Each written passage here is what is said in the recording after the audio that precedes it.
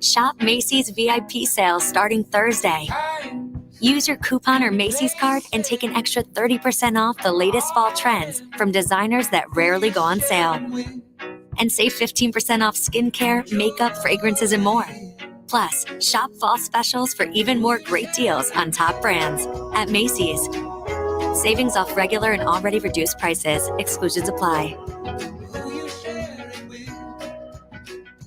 Warning, the following ZipRecruiter radio spot you are about to hear is going to be filled with F words. When you're hiring, we at ZipRecruiter know you can feel fabulous people and then get flooded with candidates who are just fine. Fortunately, ZipRecruiter figured out how to fix all of that. We find the right people for your roles fast, which is our absolute favorite F word. Just go to ZipRecruiter.com/radio to try ZipRecruiter for free. That's ZipRecruiter.com/radio. Trust Jenkins Plumbing, Heating, and Air Conditioning, where one call does it all. For leaks, stoppages, and renovations. For 75 years, Jenkins trained technicians have been providing reputable service to local homeowners. Renovating your kitchen or bath? Call Jenkins. For new heating and air installation, service and maintenance, ductless air conditioning systems, water heaters, boilers, oil service, plumbing and drain cleaning services, water line or sewer main repairs and replacements. Call 609-641-6262 or visit jenkinsandsons.com. Tommy! I can't wait for golf this weekend, huh, buddy? Time flies. Love you, man. Oh, don't forget your knee brace again. We aren't in college anymore. Moments together matter, so help protect yourself from RSV. If you're 75 or older or 60 plus with a chronic condition like asthma, COPD, heart disease, or severe diabetes, you're at higher risk of landing in the hospital from RSV, and there are no prescription RSV treatments. Check eligibility and schedule your RSV vaccine at vaxassist.com. Sponsored by Pfizer.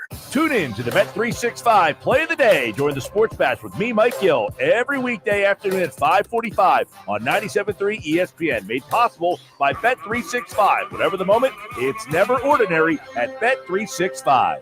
Home of the Sports Bash with Mike Gill, 97.3 ESPN. Ooh, that's good. WENJ HD, Millville, Atlantic City. Isn't it about time for somebody's favorite radio program?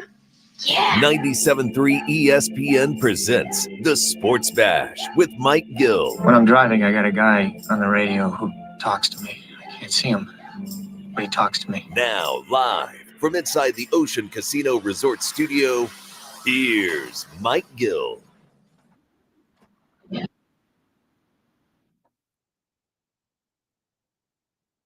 Here we go, Tuesday edition of the Sports Bash live, 97.3 ESPN, the 97.3 ESPN free mobile app, streaming live video on the X platform, YouTube at Mike Gill Show. What's up, everybody? We've got you till 6. Holy mackerel, Phillies have won the National League East. Yeah, we say holy mackerel. There was a time where I feel like people were a little nervous, but here we are. We've got, 5 games left in the season, and the Phillies have won the division. And it's the first step. It's the first step in what you have to do. And you might say, well, wild card teams have won the World Series. Yeah, the first step was making the playoffs. The next step is winning the division. And, it's interesting. There was a time, the Phillies have just never been challenged in this division. That's what I think is so impressive about this. They have never been in challenge. Atlanta wasn't challenged last year. Atlanta wasn't challenged the year before. The Phillies, there was a time where they just weren't playing very good baseball. But even through the times they weren't playing very good baseball, they've never really been challenged. In fact, that's being 5.5 games out right now. It's about the closest the division has been the entire season. I mean, the Phillies kind of ran away, and even through 162 games, when you don't play your best, when you're being questioned by the fans. And look, there's a lot of things we can question about this team if you want. If you want to nitpick on the day after they win the division, say, hey, look, there's this, that, and the other thing. We're all for it because, to me, winning the division is just a step. It's a small step. The big step is winning the World Series. And I wrote an article about this over at 97.3ESPN.com the other day. Is this version of the Phillies different or better from the two versions before? If there's something different or better about this team, what is it? What is different? What is better about the 2024 Phillies? What is different or better about this team than the two that weren't able to win the division, that weren't able to win a World Series? 609 403 0973. 609 403 0973. That's what I thought about this weekend. Because, it was kind of a fait accompli that the Phillies were going to win the division. And they've already had clinched the playoff. So what is different? What is better about the 2024 Phillies from the 2022 team that lost to the World Series and the 2023 series that disappointingly got knocked out by the Diamondbacks in the National League Championship Series? What is different and what is better about this team? I'm interested to see what you guys see. I do have a thought on an answer here, but I do want to hear what you guys have to say when you watch this Phillies team, when you consume this Phillies product. Are they different? Are they better? Are they worse? Think about this. The '08 Phillies won the World Series. You can make a strong argument that the 11 Phillies, the 10 Phillies, and maybe even the 9 Phillies were better than the 8 Phillies. So are the Phillies of 2024 better than the Phillies of 2023? Are the Phillies of 2024 better than the Phillies of 2022? Are they different? Are they better? Let me know. 609 403 0973 on the text board. 609 403 0973. I already see some text messages coming in. I'm interested to see this. Like, they win the division. It's a step. But, man, it feels like the vibes around this team, for a team that's got 93 wins, they're going to close in. This team's going to win 95 games most likely, not over 100. They were on pace at one point for like 114 wins. They kind of slid off that pace somewhere after the All-Star break, but still, they're going to win 95 games. They're going to run away with this division most likely at the end of the day. I mean, who knows what the actual final count will be. Tonight's the hangover game, so we'll see who's in the lineup tonight. I'm going to try to do a prediction for the lineup based on the locker room party last night. I would imagine some of the guys that were at Xfinity Live riding the bull last night might not be in the lineup today. Marsh, Stott, Bohm. Somebody's got to play, but I would imagine that, listen, this team is still trying to win home field advantage. So you can't have the full, hey, we had a rough night last night. We were hanging out and partying too late. You still got big games between now and the end. You and the Dodgers are in a lock. You're one loss. You're a half game behind them in the National League best record thing. So, look, you cannot take the foot off the gas pedal because you won your division. Is the team different? Is the team better? 609 403 0973. Mike, the difference why the Phillies won their division is because the Braves were injured all season. It's a take. It's kind of a lukewarm take, I would say. The Phillies had a lot of injuries that they persevered through. You're right. The Braves had some big injuries. Ronald Acuna, Spencer Strider, and then a couple of other guys recently got hurt. Riley. I do agree that if the Braves have been healthy all year, maybe we're still fighting tooth and nail down the stretch they come. So I don't know that that's why the only reason why the Phillies won the division, because, listen, they played a long stretch, 6 weeks or so, without Trey Turner. They played a stretch without Bohm. They played a stretch without Harper. They played a stretch without JT Realmuto. So the Phillies went through some of their own injury problems. They didn't have season-ending injuries like the Braves did. So, yeah, I will agree that the Braves had to go through more injuries than the Phillies did.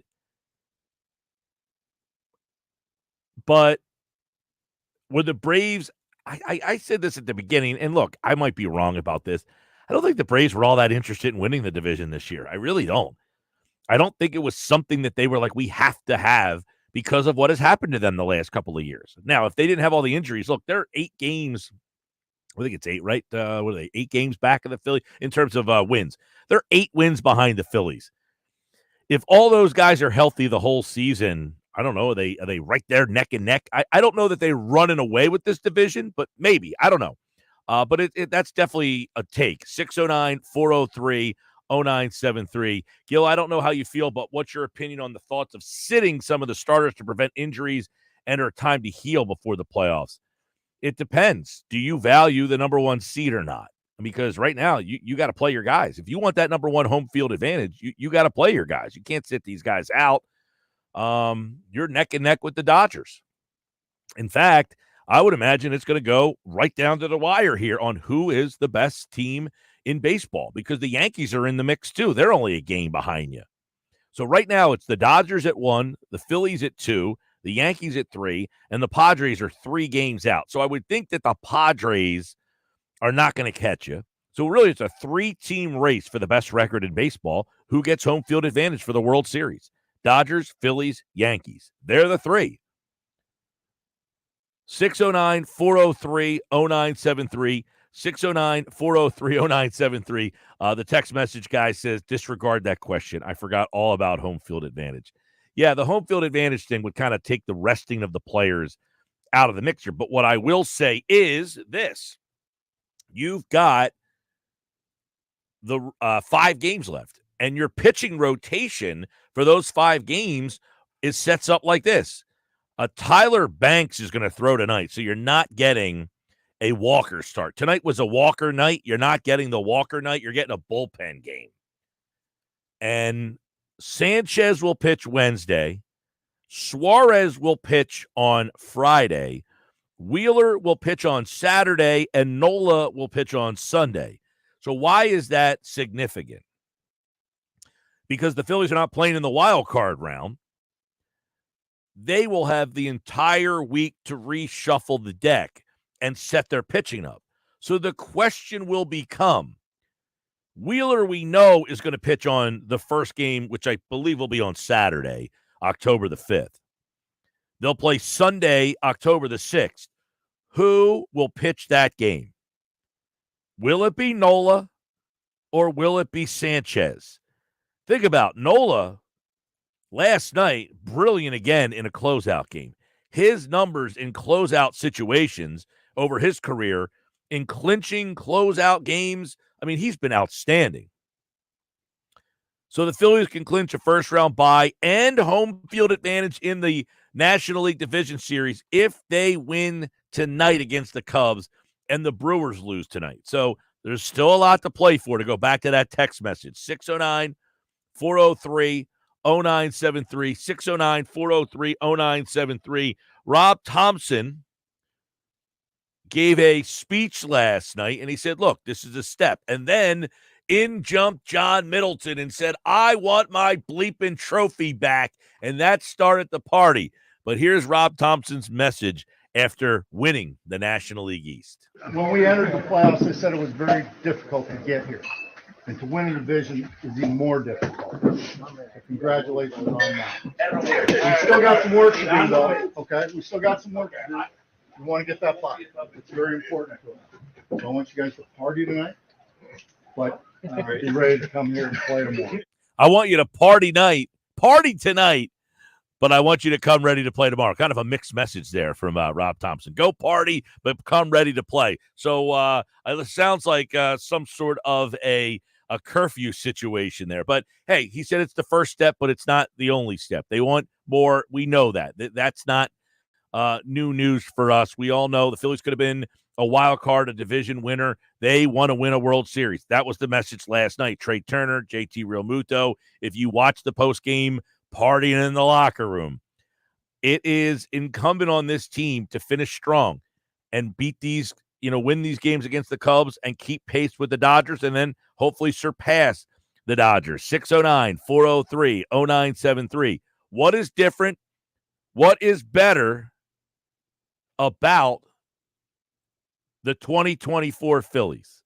What do you got? 609-403-0973. Mike, home field advantage is very important against the Dodgers. Phillies are great at home, and the Dodgers don't want to play in possible chilly weather.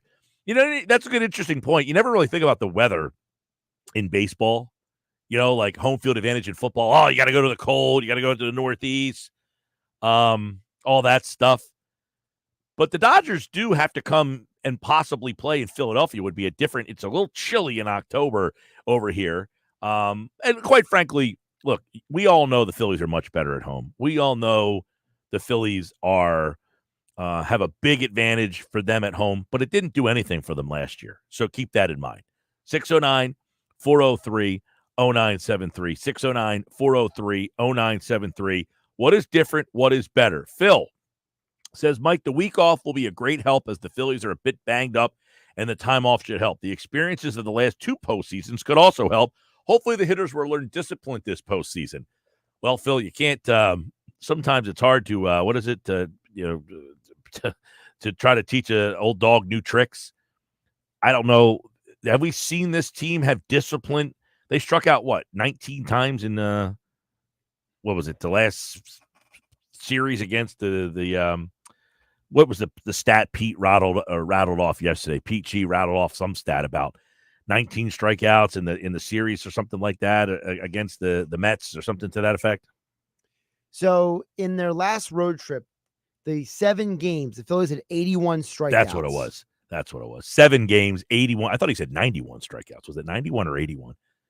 The stat I have is 81. All right. Well, he might have gone back further than the road trip, though. I'm not optimistic that the hitters will learn discipline this season. It's one of the big problems I've had with this team all the way through, that when we ask the question, are they better?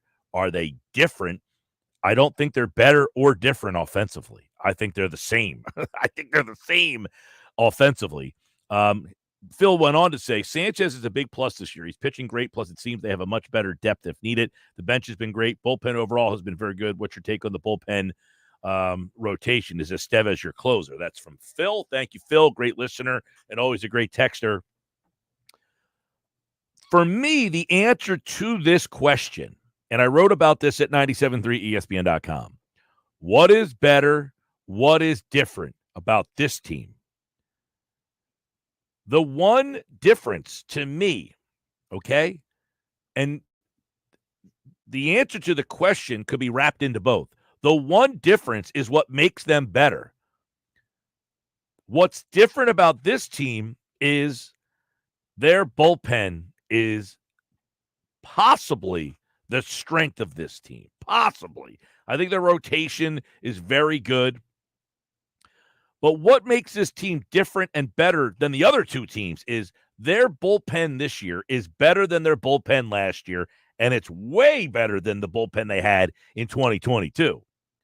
So what's different about this team is their bullpen is significantly better than last year and the year before. Their offense, to me, listen, you had in 2022, you had Rhys Hoskins carry you for a series. You had epic moments from Harper. You had Gene Segura, who had a big hit in the series against St. Louis. Right now, you have Bryce Harper, who I don't know that this version of Harper is better than the last two versions that we got. Is he? Bryson Stott, is this version of Bryson Stott better than last year's version of Bryson Stott? I think Trey Turner overall this year has been better than last year's Trey Turner. But you can make a strong argument that Trey Turner in August and September of last year was on a heater, unlike we've seen. I think Bohm is better than last year's version of Bohm. I think Schwarber is similar to the versions of Schwarber we've gotten. I think Castellanos, his numbers last year were better than this year, but this version of Castellanos, I think, is better so far right now entering the playoffs than last year's version of Castellanos.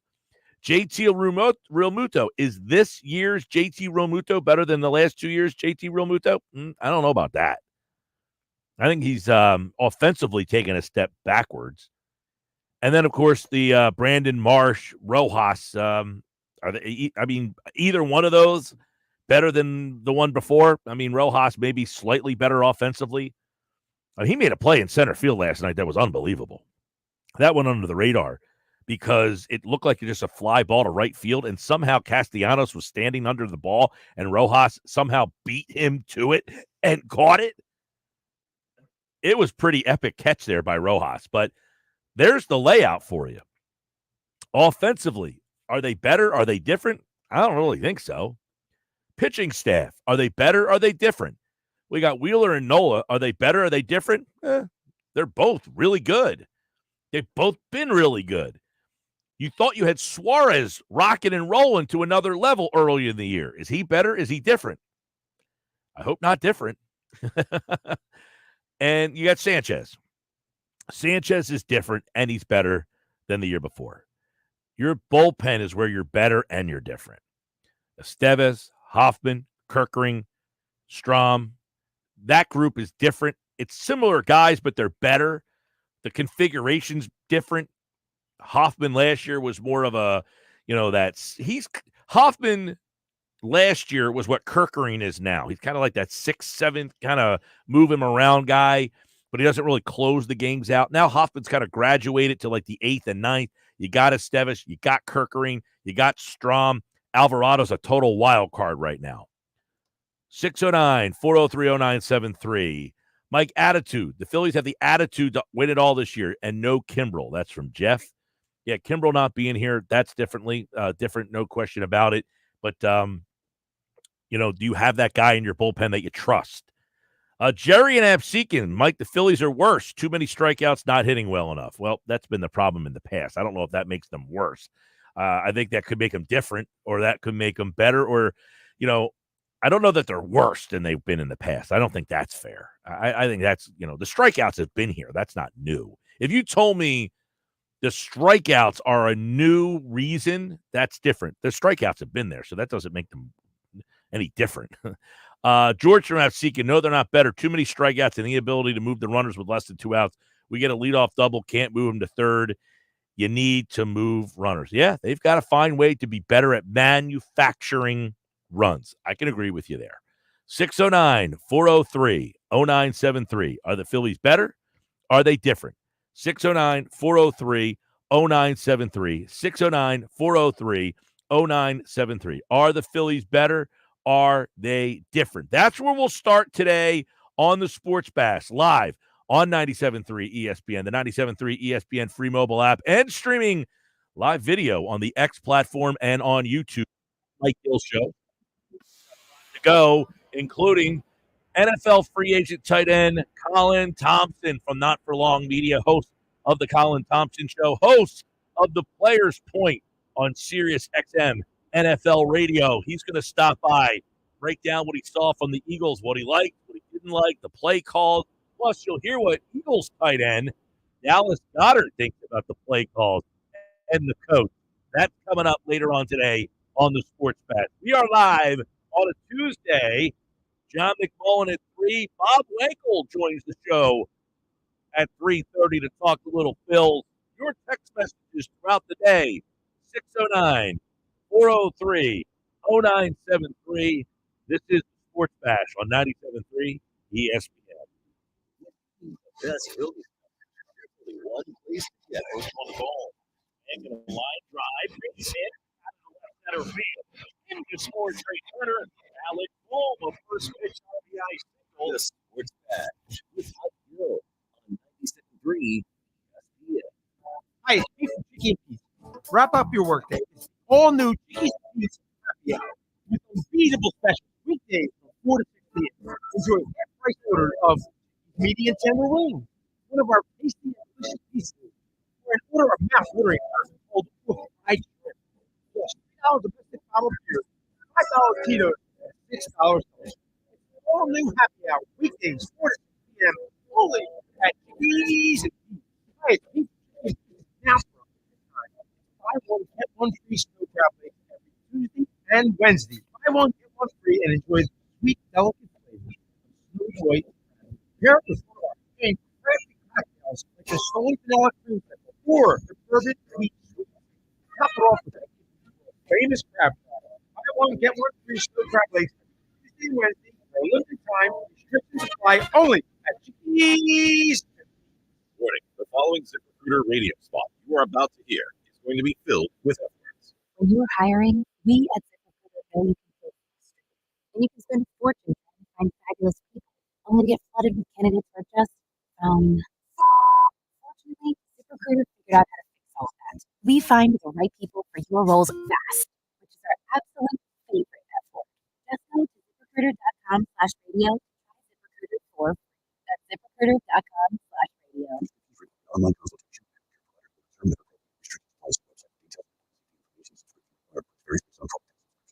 Hey guys, you know this generic form of Viagra that works just the same, but is 95% cheaper, and you can get it online? Go to hims.com/joy. Through Hims, you'll get a free medical consultation, discreet shipping if prescribed, and the process is 100% online. To start your free online visit, go to hims.com/joy. That's HIMS.com/JOY. I got my shit together. I got my shit together. I got my together. Just say it. You can get your shots together too. Your COVID-19 shot and your flu shot at the same visit as recommended by the CDC. I got my shots together. Ask your healthcare provider about getting this season's COVID-19 shot when getting your flu shot if you're due for both.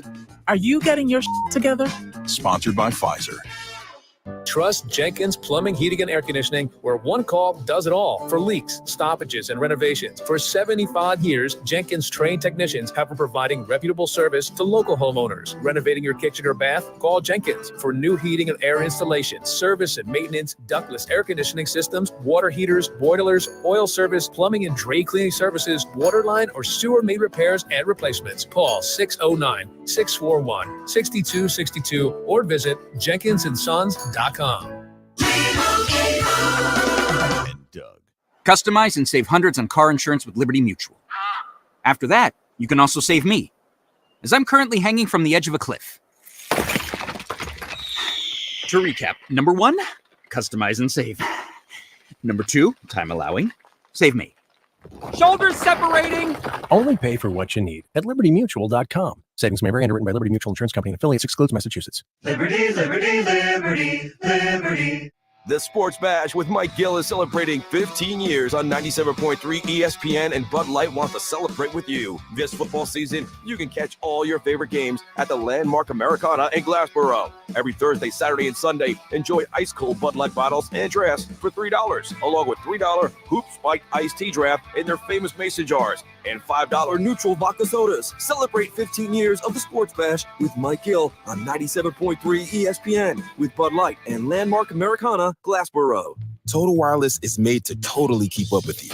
We now have unlimited data that never slows you down, covered by the Verizon 5G network, and all for less than $30 a month when you get 4 lines. And the best part, we give you a free Samsung Galaxy A54 5G when you switch to the Total 5G Plus Unlimited plan. Visit your local Total Wireless store today. Total Wireless, we're totally with you. Actual speeds may vary by location. For data management practices, see TotalWireless.com. When you want experience, go for the best. Pick up the phone and call Dennisville Fence.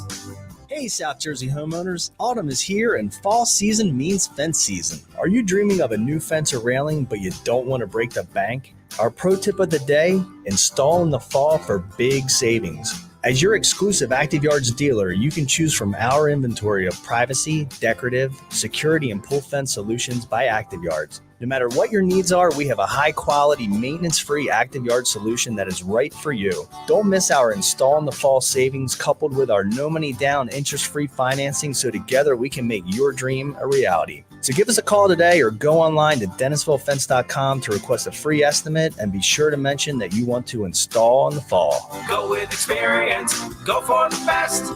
Pick up the phone and call Dennisville Fence. 1-800-499-FENCE. Visit DennisvilleFence.com. It's the Sports Bash with Mike Gill. And I am the voice of the voiceless. On 97.3 ESPN and the 97.3 ESPN free mobile app. 227, welcome back. Sports Bash Live, 97.3 ESPN. I'm Mike Gill. He is the host of the Colin Thompson Show on Not For Long Media, the Players Point on Sirius XM NFL Radio, and of course, a NFL free agent tight end, formerly of the Carolina Panthers. He joins me now. Colin Thompson is here on the Sports Bash on 97.3 ESPN, the 97.3 ESPN free mobile app, And if you're watching on the X platform and YouTube at Mike Gill Show, there he is, Colin Thompson in the house here on the Sports Bash on a Tuesday, as he will join us all season long for some breakdowns on what we saw in the NFL. What's going on, buddy? Michael, it's great to be back. It's great to be chatting to everyone down there at the Jersey Shore. And what a game. What a great, it's so great. I know it's a September. It's so great. Football's back. We're starting to get in the thick of it. I'll say this to fans. Everyone pump the brakes, right? Wins are great this time of year. Losses aren't season defining.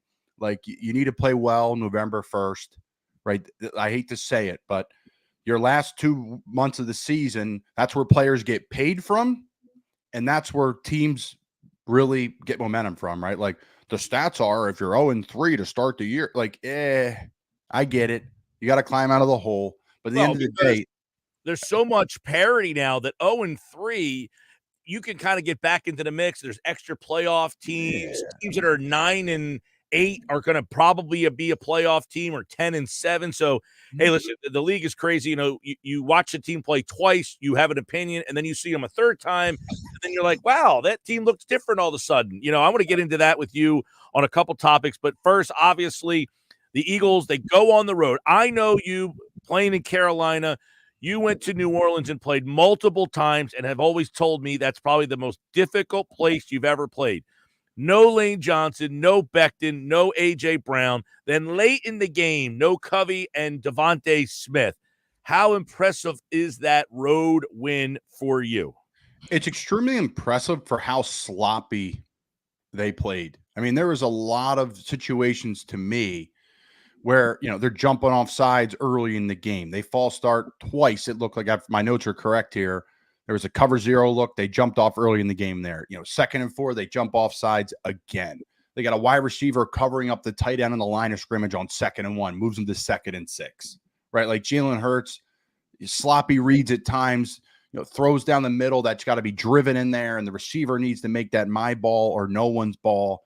I'm just going through my notes here. Like, they didn't have a ton of design runs for Jalen. Like, so they hung in there, Mike. That's the bottom line. Like, last year, I think when we were on this, when I joined your show weekly, and love joining you and all the people here at 97.3, it's great to be on, is they were finding ways to win close games. And then at the end, we were like, well, maybe that wasn't good. Maybe they were just getting lucky bounces. But I think when you go to New Orleans, the hardest place to play in the NFL, because it's indoors. Seattle's allowed us outdoors. Kansas City's allowed us outdoors. Philly, right? They're allowed to. How sloppy the game was and how they find a way to pull it out, really impressive to me. Jalen Carter probably was the best player on the football field.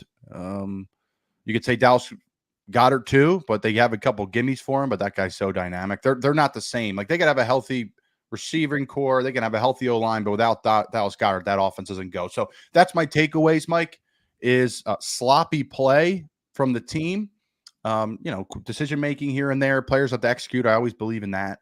But at the end of the day, sloppy play. I think Zach Baum, that guy, what a steal he was. He played for the Saints. I played against him a bunch. Know his game. Him on the line of scrimmage, making plays, setting edges is great for them. They beat themselves a couple of times too, Mike. Like, there's outside runs, and there's nobody setting the edge in like the third quarter. They're misaligned, and the running back Kamara doesn't get touched till 15 yards downfield, right? So when I watched the film yesterday, I just thought, in short, very sloppy, but they found a way to win. Colin Thompson, all right, obviously a lot of talk is they went for it on 4th down, tush push. Then they try to catch them off guard on the tush push. They don't get it. Sirianni gets a lot of heat. Why are you going for it? 14 seconds. Take the points. They come out of the locker room. A 10-play drive, 4th down and 3. They go for it again from the 39. They get sacked. They have a chance for more points. And then, of course, they make a decision to kick a 60-yard field goal. Obviously, a lot of people scratching their head. What say you? Man, they're fortunate they're winning these football games, Mike. I have to say it, because you saw in the playoffs last year for Detroit, Dan Campbell's decision-makings at times, not taking points and being aggressive. And I love Dan, and I think Nick's a good football coach too. But at the end of the day, the aggressiveness in this sport is awesome. It's fun. You're the man if it works. Obviously, you're not if it doesn't. But You have one of the best kickers, if not the best kicker in Philadelphia Eagles history. David Akers is an unbelievable kicker. But I think you can make an argument for Jake Elliott now too, right? So, like, put him out there, take the points, trust your defense. Because, Mike, that defense is legitimate. And I know everyone's like, whoa, Colin, hey, easy. Do everybody see what the Saints did to everybody to open the season? Like, that's not a mistake to score those points. That's not a fluke. That's not like what you're saying, Mike, where you're like, hey, I see a team 2 weeks and then all the Saints stink all of a sudden. No, the Saints are going to be a playoff football team. They are going to be. So at the end of the day, Mike, they played really well. They forced the ball down your throat there in New Orleans running the football. They stopped the run. The backers are flying everywhere. They have great defensive back play. Like, people are going to torch you in the pass game in the NFL now. It happens. It's just happening. They got to work on the pass rush. But other than that, Mike, I'm kicking it and I'm playing defense because our defense was playing really well yesterday if I'm Nick Sirianni. All right, so when that happens, okay, you get a play like that happens, a situation like that happens, do the players start to say, what the heck is he doing? Does that start to enter the players' minds? I think if you're soft, if you're weak-minded and you're worried about the wrong stuff, sure. Right? At the end of the day, like, as a player, if you're a dude, if you're a guy who's like really good football player and you're worried about what the coach is doing, and like, if you watch Nebraska football, I'm a Matt Rule guy. If you watch Temple football, if you watched us in Carolina, the field goal block team never turned around to see if the field goal went through the end zone. Watch that when you watch Nebraska football now, folks. When the other team scores on Nebraska and they're kicking an extra point or field goal, they won't turn around because the score doesn't matter, right? It's like life. If you're like, wow, I just got this big bonus. What, am I going to change the way I work? You can have emotion, but you can't be emotional in football. So if you're subscribing to, oh, the players aren't playing that hard anymore because my coach is making dumb decisions or they're questioning, then the players shouldn't be in the building anyways. It's like what Pierce said and with the Raiders. That's a business decision. You need to be worried about yourself because if it affects your football and your play, that's your job. You should be cut. Yeah, that's Teddy Bruschi said something similar on the pregame the other day. Like, so what? Now what? You know, like, well, I think that's what Sirianni said about his Little League coach or something. But Bruschi brought up a similar point of move on, and you can't keep thinking about the mistakes or what happened before. But, you know, people get wrapped up in, are they losing faith in the coach? Do they respect the coach? Do they want to play for the coach when those decisions backfire? When they backfire, when they work, they're great. I think players love aggressive coaches. Players love Nick Sirianni. Players love Dan Campbell, right? They love that guy that goes for it. I think the hardest part is for a coach is to walk in that offensive meeting on Monday and say, you know what, guys, I regret not going for it there. I believe in you guys. So maybe Nick's saying, you know what, offense, I believe in you. Kellen Moore, I believe in you. That could be the message too, right? Like, we don't know. I thought that was the theme of the game and why New Orleans. I feel like their coach was their staff, their game plan was very conservative. Not as much trust in their players. The Eagles almost too much trust. Hey, I love it, man. I trust you to kick a 60-yarder when maybe it's not the most prudent thing. You're up 7-6. Let's pin them back. Our defense is playing well. And, you know, that's another thing. You've been on the sideline in this analytic era. The analytics don't tell you what the game feel is. That's what I think is a problem with the whole analytics. Like, it's 3-0. Okay, the analytics say go, but it's 3-0. Our defense, the analytics don't know if the score's 33-30 or 3-0. They're just saying go, no matter what the situation. It's 3-0. Do you take the points? Well, right, that's the $1 million question. What's the context? Where are we? Are we on the road? Are we in an indoor stadium? How good's our kicker? How good are we playing defensively? Right? Like, so, like, there's context in everything, Mike. And to me, whether you're going to go for it or not, you have confidence in not, like, at the end of the day, like, what do you firmly believe in coach? And if you believe in my defense that day, I'm kicking it. If I say, you know, we can't stop anybody, I'm going for it. But at the end of the day, like, it's all nuance. And when you're in this business or you're in any business and you're taking risk, right? Like, you got to be able to say, you know what, I'm going to go for it. Because if not, maybe my defense is playing great. And it doesn't matter. They're not going to drive down the field anyway. So it's easy to be Monday morning quarterback. But at the end of the day, what the Eagles do have is a great short yardage offense, and I would be running the tush push, and I would be running my RPO stuff. What did you think? So, okay, let's get into that play real quick. It's 14 seconds left. It's 4th down and 1. They line up tush push. I think he thought he was going to catch them off guard and score a touchdown on that play. Yeah. That's why I think because if you get the tush push and you get a yard, you're going to call timeout. There's like 10 seconds left. Like, what are you going to do? I that's why I don't understand. You're going for it. To me, that play design is we're going to try to catch this team napping and see if we can get 6. Yeah, I don't like to. I'm just not a cuteness kind of guy. Like, I like cuteness, Mike, like week 14. When like we just ran tush push because we don't care. Like, I had a guy today in the gym that is a great. I lived in Annapolis, Maryland, right? So I go to the gym. There's a guy in there that went to Nova and is a huge Eagles fan. So it's great. I have a different flair. I got guys coming up to me talking Washington Commanders. They all know I played whatever. And we sit in the sauna and we're all BS. And I can barely get through my workout, Mike. They're hounding me. So at the end of the day, this Eagles guy's like, oh, Kelsey's gone. They can't run the tush push. I'm like, are you watching what I'm watching?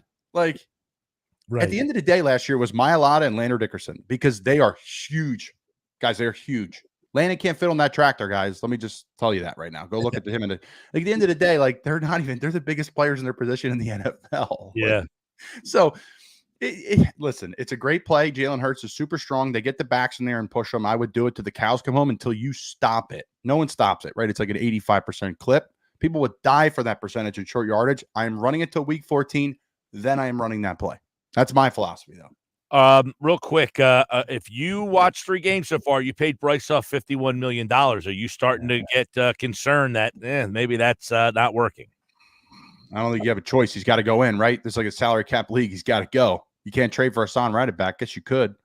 I mean, I wonder if the Jets, you could do a swap. You could take Bryce Huff back. We'll take Hassan. Then you got to pay Hassan a bunch of money. So, I like I said, I was a Bryce Huff fan. I still am. I believe in players are going to find a way to get through. Guy was pretty dynamic with the Jets when I watched him on tape. He was a guy where you watch him on tape, you're like, I got to prepare for him. There were some guys who were like, yeah, they're good, but you can play with them. No, like, you're like, wow, this guy's fast off the ball. He was an in the ground, hand in the ground guy with the Jets. He's a stand-up guy here. I don't know. But eventually, he's got to do whatever he can to make himself comfortable because you got to produce. All right, I want to get a couple NFL thoughts. Last night, Jaden Daniels arrives. He has the game. That's the game. I said all offseason, Colin, that if Jaden Daniels is this year's version of what Stroud was for that team, that Washington team could be the team that nobody really thinks about. If he can play like that, what's that Washington team's ceiling? Well, I think their ceiling is a playoff team for sure, right? They're a wild card. They're a win the division, get in the division race situation late in the year. Like those games that happen in like Thanksgiving on, right? They end up being like Giants, Commanders, Dallas. Everybody plays each other a couple times, right? And then it all pans out. Like it's going to be. That's why for Washington, it's like we got to stay the course. We got to stay where we are. Dan Quinn's the man. I got recruited by Dan Quinn. He's a Jersey guy. Love the guy. Like, and I'm a Colin Cowherd fan. People in Philly hate him, but whatever. Colin is super smart and really articulate and is a professional. And there's a reason why he's where he is. And he always says, owner, general manager, head coach, quarterback. If you nail those 4 things, you're a really good franchise. Look at Baltimore. Look at Kansas City.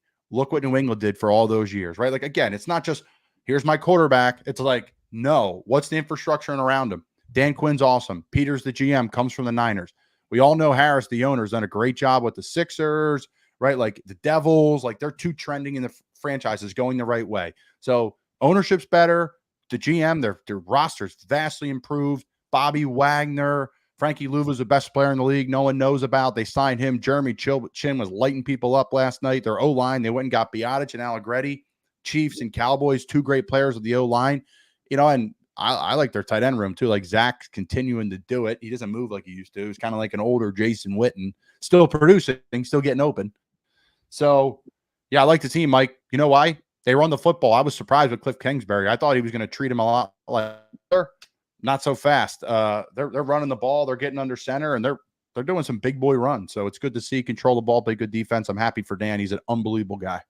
All right, one of your former teams made a quarterback switch. They went to Andy Dalton, and to which I have said all year long, these teams rush these quarterbacks to where it's almost not fair to the poor kids.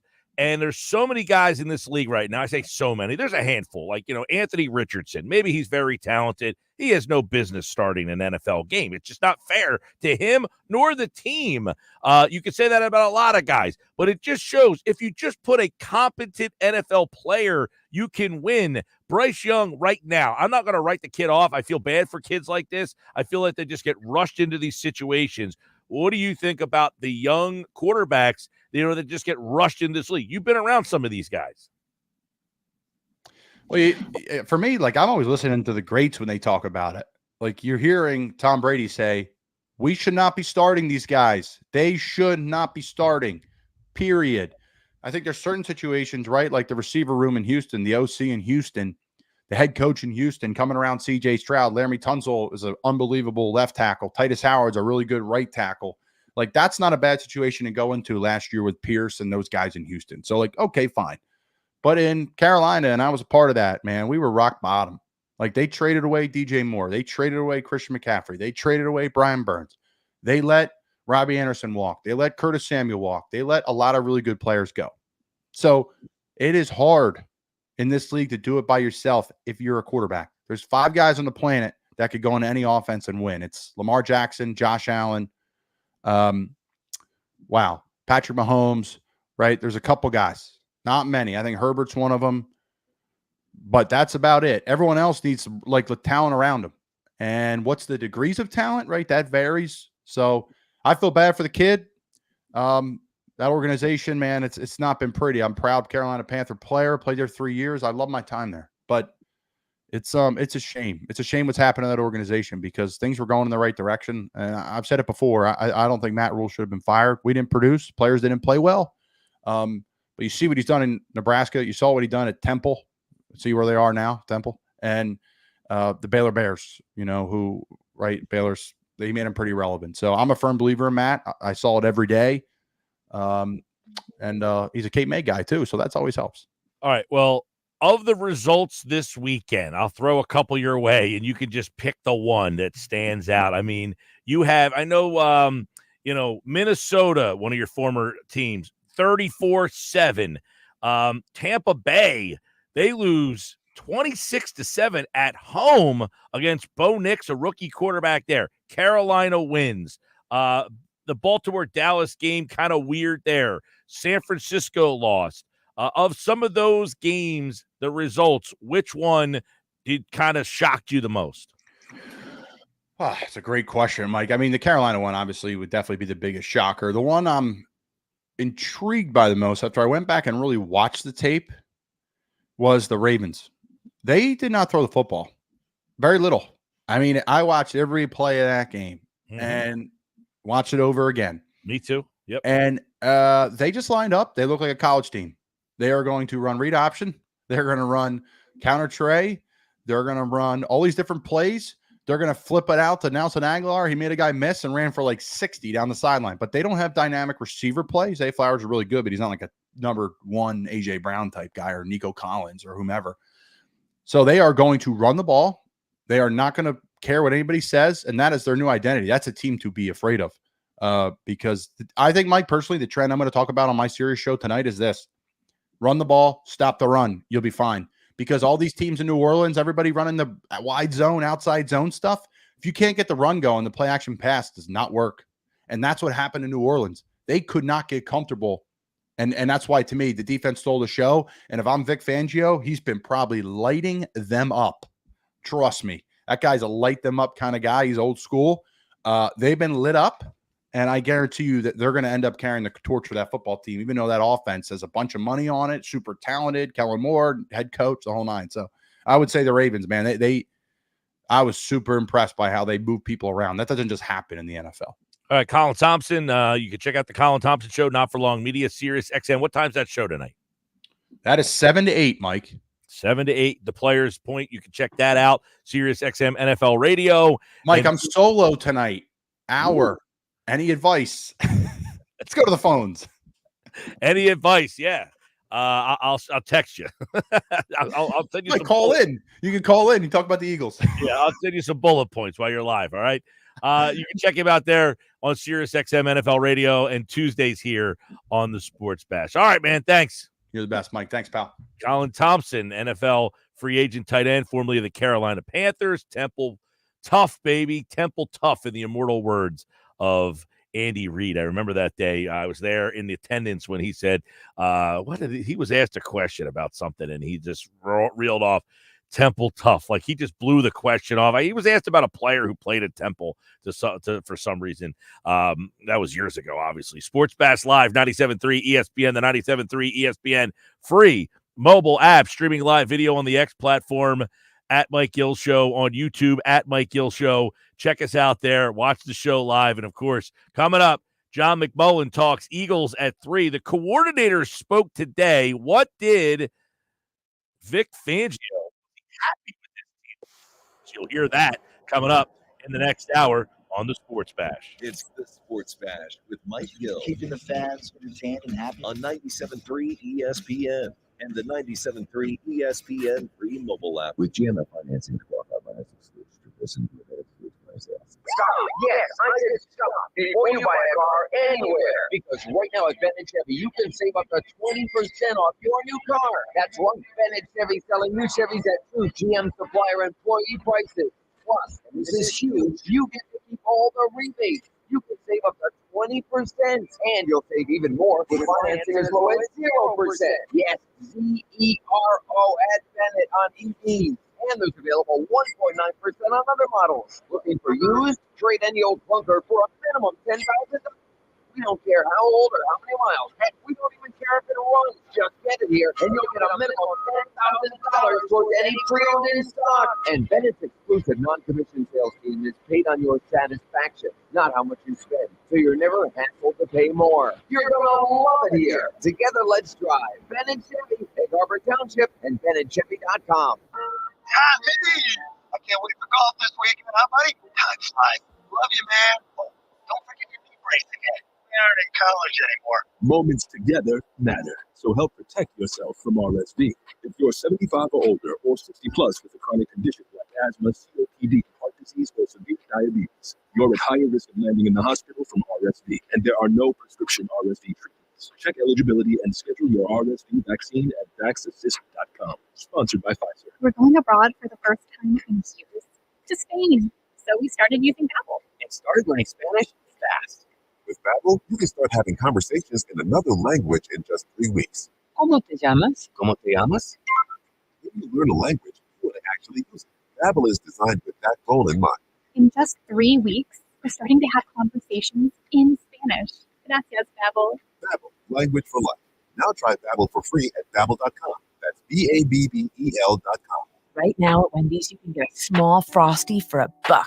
And literally everyone is going. The car behind you, going to get $1 Frosty. The car ahead of you, already had one, going for a second. The person who cut you off earlier, you guessed it, $1 Frosty.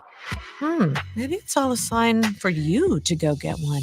Just don't cut anyone off. No one likes that person. The iconic Frosty for $1, gotta be Wendy's. Limited time only at participating U.S. Wendy's. Not valid in a combo. Prices may be higher in Alaska, Hawaii, California, and via third-party delivery. Hot weather's here, and if your air conditioning isn't keeping you cool, or if you're worried about sky-high electric bills, call Jenkins Plumbing and Heating today about a new system from American Standard Heating and Air Conditioning or a Mitsubishi ductless system. Take advantage of no-interest financing along with generous rebates. Additional financing and rebate offers may be available through your local utility company, too. A new AC system can save you 25 to 35% on your AC bill. So call 609-641-6262. Online at jenkinsandsons.com. Mom, meet Sarah. From first-time Nana moments. Welcome to Flight 101. To annual girls trip moments. Your can't-miss moments are worth protecting against RSV. If you're 75 or older or 60 plus with a chronic condition like asthma, COPD, heart disease, or severe diabetes, you're at higher risk of landing in the hospital from RSV. And there are no prescription RSV treatments. Check eligibility and schedule your RSV vaccine at vaxassist.com. So where should we go next? Sponsored by Pfizer. Some people just know they could save hundreds on car insurance by checking Allstate first. Like, to check that your seats aren't in the visitor section first, before buying tickets. I'm so excited for this game. I can't believe you got us tickets. Me too. Wait, are we on the wrong side? Yeah, checking first is smart. So check Allstate first for a quote that could save you hundreds. This is going to be a long game. You're in good hands with Allstate. Savings vary, subject to terms, conditions, and availability. Allstate Fire and Casualty Insurance Company and affiliates, Northbrook, Illinois. 97.3 ESPN has teamed up with Seize the Deal for incredible weekly offers from some fantastic local restaurants. Here's this week's big deal. Get a $50 gift card good for use at La Fontana Coast in Sea Isle City for just $25. Get this great deal starting Friday at 9 a.m. at seizethedeal.com. Hurry, chances are this deal will sell quickly. For more info on this great deal, go to seizethedeal.com. You're listening to The Sports Bash with Mike Gill on 97.3 ESPN and the free mobile app. 253 Sports Bash Live, 97.3 ESPN, the 97.3 ESPN free mobile app, streaming live video on the X platform at Mike Gill Show, YouTube at Mike Gill Show. Coming up, who's hot, who's cold? Man, 14 NFL playoff teams. This has never been more difficult, man. You watched the games this weekend just like I did. Did you pick the 14 NFL playoff teams? Because I think it's pretty darn hard to figure out who's a playoff team now. 1 week you look like one week you don't. 609-403-0973, 609-403-0973. Who's hot? Who's cold? That's coming up at 3:30 today on the Sports Bash. Coming soon to 97.3 ESPN. It is Red October. Phillies playoff baseball is back on 97.3 ESPN. Yes, you'll hear every pitch of the Phillies playoff action right here on 97.3 ESPN. I think, it's not official yet, the Phillies will open up in the National League Division Series on Saturday, October 5th, and then they'll play Sunday, the 6th. Back-to-back days, Game 1 and Game 2. And the Eagles have a bye week, the week the Phillies will be playing in the DS. So the Phillies will get center stage. Red October is back on 97.3 ESPN. All right, coming up next hour on the Sports Bash, John McMullen. Was Vic Fangio happy with his defense's performance? That's still to come. It's like Vic Fangio still has the fastball, or was it a one-week wonder? It's Sports Bash Live on 97.3 ESPN, the 97.3 ESPN free mobile app, and live video on the X platform at Mike Gill Show. Use the hashtag SB Live. Subscribe on YouTube at Mike Gill Show. By the way, Christian Pache designated for assignment. Wah, wah. All right, he started 2 playoff games for the Phillies last year in the wild card.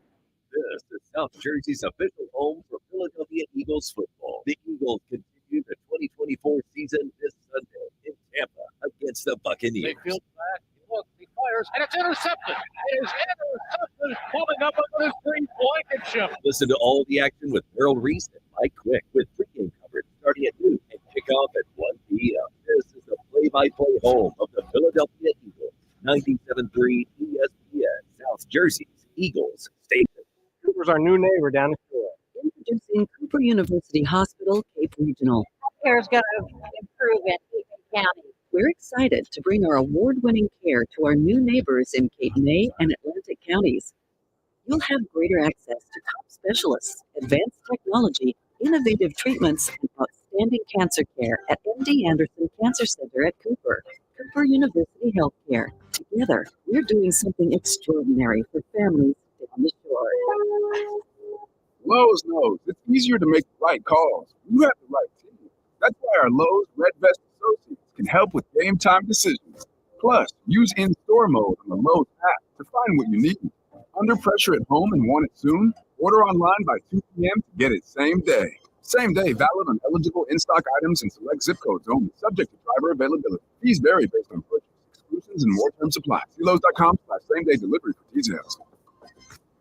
Oh, yeah, it's on at Matt Black Nissan. New 2024 Nissan Rogue S, 0 down and 2.9% financing for 60 months. But when they're gone, they're gone. Have a trade? Bring it to AJ's a Trade Man. He's paying cash, lots of cash, to 120% more cash than KBP's market value. Then drive home in your new 2025 Matt Black Nissan Kicks. Just $299 per month lease with 0 security deposit. Every new Matt Black Nissan comes with our 4-day love it or leave it return policy. Have a job clearing $450 per week at Matt Platt Nissan? You're virtually approved today with 0 down and low 2.9% financing. Matt Platt Nissan.com. Offers can be combined. Call 877-289-6669. Nissan.com for complete details. 24 months, 10,000 miles. 27.99 Bid for Z738396 MSRP 31,115. Offer ends 9/30/2024. It's on at Med Black Nissan on the Black Horse Bike at Carver Township. You might wonder, John Legend, how do you keep your voice sounding so legendary? Honey. And how do I keep my protection against COVID-19 up to date? With a COVID shot this season, designed for recent variants. You can get your COVID-19 shot when getting your flu shot if you're due for both, as recommended by the CDC. The fresher, the better. Ask your healthcare provider about getting this season's COVID-19 shot when getting your flu shot. Sponsored by Pfizer. Progressive presents Renter's MVP's Most Valuable Possessions. Today's MVP, Joe Fallon's bedroom mini fridge. Sure, this pint-sized chiller's max capacity is 3 soda cans, but what it lacks in stature, it makes up in cooling strength. Each beverage a perfect 37 degrees every time. At the 2 feet Joe walks to get a drink, priceless. That's why his mini fridge is today's MVP. Keep your most valuable possessions protected by bundling your renters and auto insurance with Progressive. Progressive Casualty Insurance Company affiliates and insurers not available in all states. The Sports Bash with Mike Gill is celebrating 15 years on 97.3 ESPN, and Bud Light wants to celebrate with you. This football season, you can catch all your favorite games at the landmark Americana in Glassboro. Every Thursday, Saturday, and Sunday, enjoy ice cold Bud Light bottles and drafts for $3, along with $3 Light iced tea draft in their famous mason jars, and $5 neutral vodka sodas. Celebrate 15 years of the Sports Bash with Mike Gill on 97.3 ESPN. Bud Light and Landmark Americana, Glassboro, home of the Philadelphia Eagles. They got him again! 6 cents. Bang! It's good! Ball game! Tipped it under the net! 97.3 ESPN, WENJ, WENJ HD, Atlantic City, a Town Square media station, serving all of South Jersey. This is the Sports Bash with Mike Gill on 97.3 ESPN and the 97.3 ESPN free mobile app. Now live from inside the Ocean Casino Resort Studio, here's Mike Gill. Hour 2 of the Bash. It's a football extravaganza. Vic Fangio, the gift that keeps on giving, was he impressed with his defense? Or was it a one-week wonder? John McMullen, Birds 365, weekday mornings, 8 a.m. on the Jacob Media YouTube channel. As the coordinators spoke today, were they happy with their team's performances? I should say their units' performances. We got a lot of stuff to discuss regarding the matchup this week, too. Tampa Bay, Blitz happy, Hurts against Todd Bowles. That hasn't gone so well. We'll dive into all that now and more. John McMullen is with me here on the Sports Fast Live on 97.3 ESPN as the Eagles coordinators speak today. And, John, let's start with Vic Fangio. He seems to be the star of the Tuesday show. Did you get the sense that he was happy with his defensive performance against New Orleans? Yeah, I mean, as far as, Vic's never going to go overboard because he's been around a long time. How this goes from week to week. But, I mean, coming into that game, I think everybody was prepared for a shootout, for a significant number of points to be scored after the Eagles' defensive performance over the first 2 weeks. And the Saints averaging 45.5 points a game. So, they completely shut them down. There's not much you can complain about from the Eagles and the defensive perspective in the New Orleans game. Now it's about sustaining it and about handling success. But it was a very impressive performance, really, from all 3 levels. Yeah, obviously it was impressive. And it's funny because sometimes coaches are never happy. But I just wanted to get the sense that you thought, I was kind of impressed with the job that we were able to do. You didn't go that far, but you could tell because you didn't have the normal. It's hard to criticize. It really is. Maybe the only player you can criticize is Bryce Huff. That's how good it was. You get the sense that Huff is going to continue to get his snaps reduced, or do you think they're going to keep throwing him? I mean, I know they already got reduced. But do you see see him getting less playing time? Or is it, you said it yesterday, I thought it was interesting. Like, you got the guy signed, but the coach isn't going to give in. At some point, this seems like it's going to be something. There could be something at some point, depending on how he wants to handle it. But I don't think right now. I also think that the way New Orleans played took him down a little bit as far as playing time as well. So I think you'll get the natural spike just from most teams don't play that way offensively. So they were in their base defense, which is a five-man front, far more than they typically can be because of the way New Orleans plays. A lot of 12 personnel, a lot of play action. And not a lot of teams do it as drastically as they do. So I think in some indications as you get back to most teams, default setting is more 11 personnel, and then as you get back to that, you'll see a slight uptick back into where Bryce Huff was before this game. So I think this was a little bit of an outlier. And the more pass rush you need, probably the more he's going to play. But still, it's disappointing this point at this stage. So what are some of the things they're doing, in Huff's spot? Like how have they kind of navigated around not playing him? Well, he's fourth. They have, their four-man rotation, as Vic explained today, 5 guys active, 4 guys play, and he's number 4, or he has been. And it really took a drastic. So he's behind Nolan Smith, but a little bit because of all the issues defending the run. That means more Brandon Graham, who's very good at it and was very good at it in that particular game as well. Even Milton Williams a little bit outside to get a bigger body. He threw that look a few times, and that took Bryce up down a little bit. I think as you get more towards heavy passing teams, I think it'll shift back.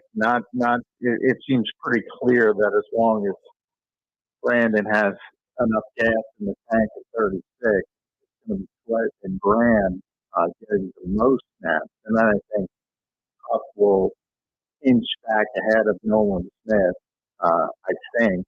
And we'll see as you get to those more pass-heavy teams, and probably start this week with even though they're not a high-flying team, Tampa Bay, they're going to use more traditional 3 wide receiver sets, and I think that'll mean a little bit more playing time. So, yeah, the one guy 18 to 28 or something like that. The one guy I wanted to get your opinion on it, and whether you get a sense of it. If Milton Williams is going to find more ways to get him on the field and give him a bigger role.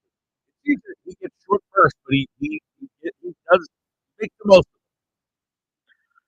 Yeah, no, it's a good player. I mean, he's not a great player, he's a good player. So it's a good player to have. But he gets, he's getting significant snaps inside, and now he's getting at least a little bit of work. Now, there's not many teams that play the way New Orleans does, so I'm not sure you need it as much. I do think a lot of people look past the opponent and assume it's just, they're going to go this way.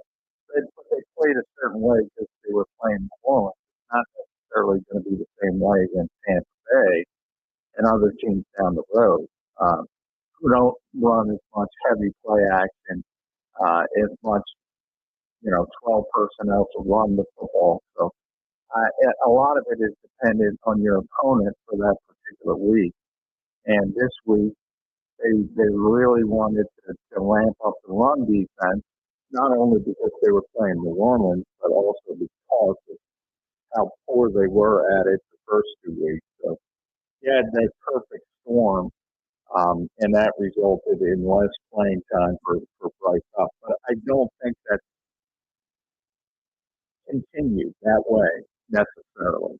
I think it's going to change depending on the opponent on the particular week, and that's what they're good at. Yeah, we're talking with Tom McMullen from Bird 365 weekday mornings at 8 a.m. on the Jacob Media YouTube channel. Fangio talked today. He talked a lot about, by the way, Jalen Carter. I guess he acknowledged that, hey, Jalen Carter, he's playing well, obviously, but he says it sounded like he feels like he can tell whether he's going to play well based on the practice. Yeah, well, I'm not sure it goes that far, but I think everybody was disappointed, to be honest, including Jalen Carter himself on the first 2 weeks, and then he had the issue of being late for the team meeting. Um, so a lot of people have talked to him about that kind of stuff, and Vic even mentioned talking to CJ, CJ about toning things down occasionally. Um, I don't know if that's going to work, but uh, yeah, I mean, if they can find the key to getting consistency, I mean, the guy who showed up in New Orleans, if that's every week from Jalen Carter, they're going to be a good defense. And I don't care what the rest of the people do because he's wrecking games. So it's going to be a good defense if he can unlock that consistency. He's got that kind of talent. I don't want to throw the Aaron Donald comparisons out there, but he's got the talent to wreck games. Now he's nowhere near as consistent as Aaron Donald was during his career, and that's what you're trying to get to the level. You see, that was the ceiling. You see it. He's the best defensive player on the field. He's the best player on the field. Well, I was going to say, you tweeted out, obviously, he got hurt in the game. They took advantage of the spot there, or was he going to wreck that game regardless of Monty Dawson playing center on Sunday? Well, McCoy's really good. Yeah. He's a Pro Bowl level player. I do think he was going to wreck that game no matter what. It's just one of those days, but it would have been better. It would have been easier for New Orleans, at least. They did not handle that well. And they did something, it's different coaches have different philosophies. Jeff Stoutland hates moving multiple people when somebody gets injured. Sometimes you have to. There's nothing you can do. And they have a really good guard, Lucas Patrick, and they moved him to center. And then they had to put Oli Udo in a guard. So they got worse at two spots instead of just one spot. So that's something Jeff doesn't like to do. But maybe they felt they needed to do it, just they didn't have a competent backup center. But yeah, that McCoy injury, it was the third play of the game too. So it was basically the entire game. And he's going to miss 6 to 8 weeks with a groin injury. So that's really going to impact New Orleans. They better figure it out. But it certainly hurt them. But the Eagles lost their entire right side. They persevered better. Tyler Steen played very well. Fred Johnson held up pretty well. But they lost Mekhi Becton and Lane Johnson relatively early, not that early. I think one played 14 snaps. Lane played 18. So they missed the vast majority of the game, and the Eagles were able to persevere better. Let's get into the offense and that thing right there, because where do we think the status, at least Becton? Let's start with Becton and Steen, because obviously Steen played pretty well. I don't know if that Kellen gave you anything today, but do they feel comfortable with saying, you know what, let's let Steen kind of take this spot? Because was he the guy they originally wanted to get that spot? So what's your mindset on that right guard spot now? No, I think they're very happy with Mekhi Becton, and when he's back and he's ready to go, it's his job. I don't think there's any debate from that standpoint. I think, Tyler played well, but he's a backup now. It's Mekhi Becton's job, and we'll see. It's a finger. Typically, even if offensive linemen have to have surgery, they're going to wrap that thing up, put a cast on it, and play. But if you can't push off, you can't push off. Might be a week injury, 2 weeks at the most. We'll get a better indication Wednesday in practice. But yeah, it's nice to have that depth. Where Tyler Steen, I think there was a lot of when he came into the game, and he played he played very well against a pretty good defensive front. So that was a big positive as well in that game. And I know I don't know how many, if you were doing a count yesterday, but I think Sirianni mentioned Fred Johnson by Fred probably 47 times yesterday. How elated were they with the way that he came in and played? And I guess the question would be if Lane had a miss this week, and I mean Lane obviously it seemed like was in some bad. Him walking off the field around with Dom, I mean, he looked like, man, he absolutely looked like he was completely out of it. So if it was an elongated period for Lane, and I'm not suggesting that it is, but would Fred Johnson be the first choice to play right tackle in a 2 to 4 week situation? Yeah, I think he would definitely be the first shot, no question about it. Then, say if he played poorly against Tampa Bay and he got a bye week and he got some time and it's going to be a multiple week thing, then you might start to think about other things. Tyler Steen moving out to right tackle, maybe something of that nature. But no, Fred would be the guy. And similar to, if you think about last year when they had some injuries and Suo Peta had to come in for Cam Jurgens, he had a bad game, and then they tried Tyler Steen, and that didn't work out in the Dallas game, and they went back to Suo, and that was a multiple week injury for Cam Jurgens at right guard when he was playing right guard. So they'll give Fred an opportunity, and if it doesn't work out well, they'll open it up to more of a competition type thing. But it would definitely be Fred's job to lose. All right. You hope concussion protocol is obviously different for everybody, but Lane's got more of a history of concussions than Devontae Smith. So generally that means, he's not going to get through it quick, but I would think the hope with Lane Johnson is more of get him back after the bye.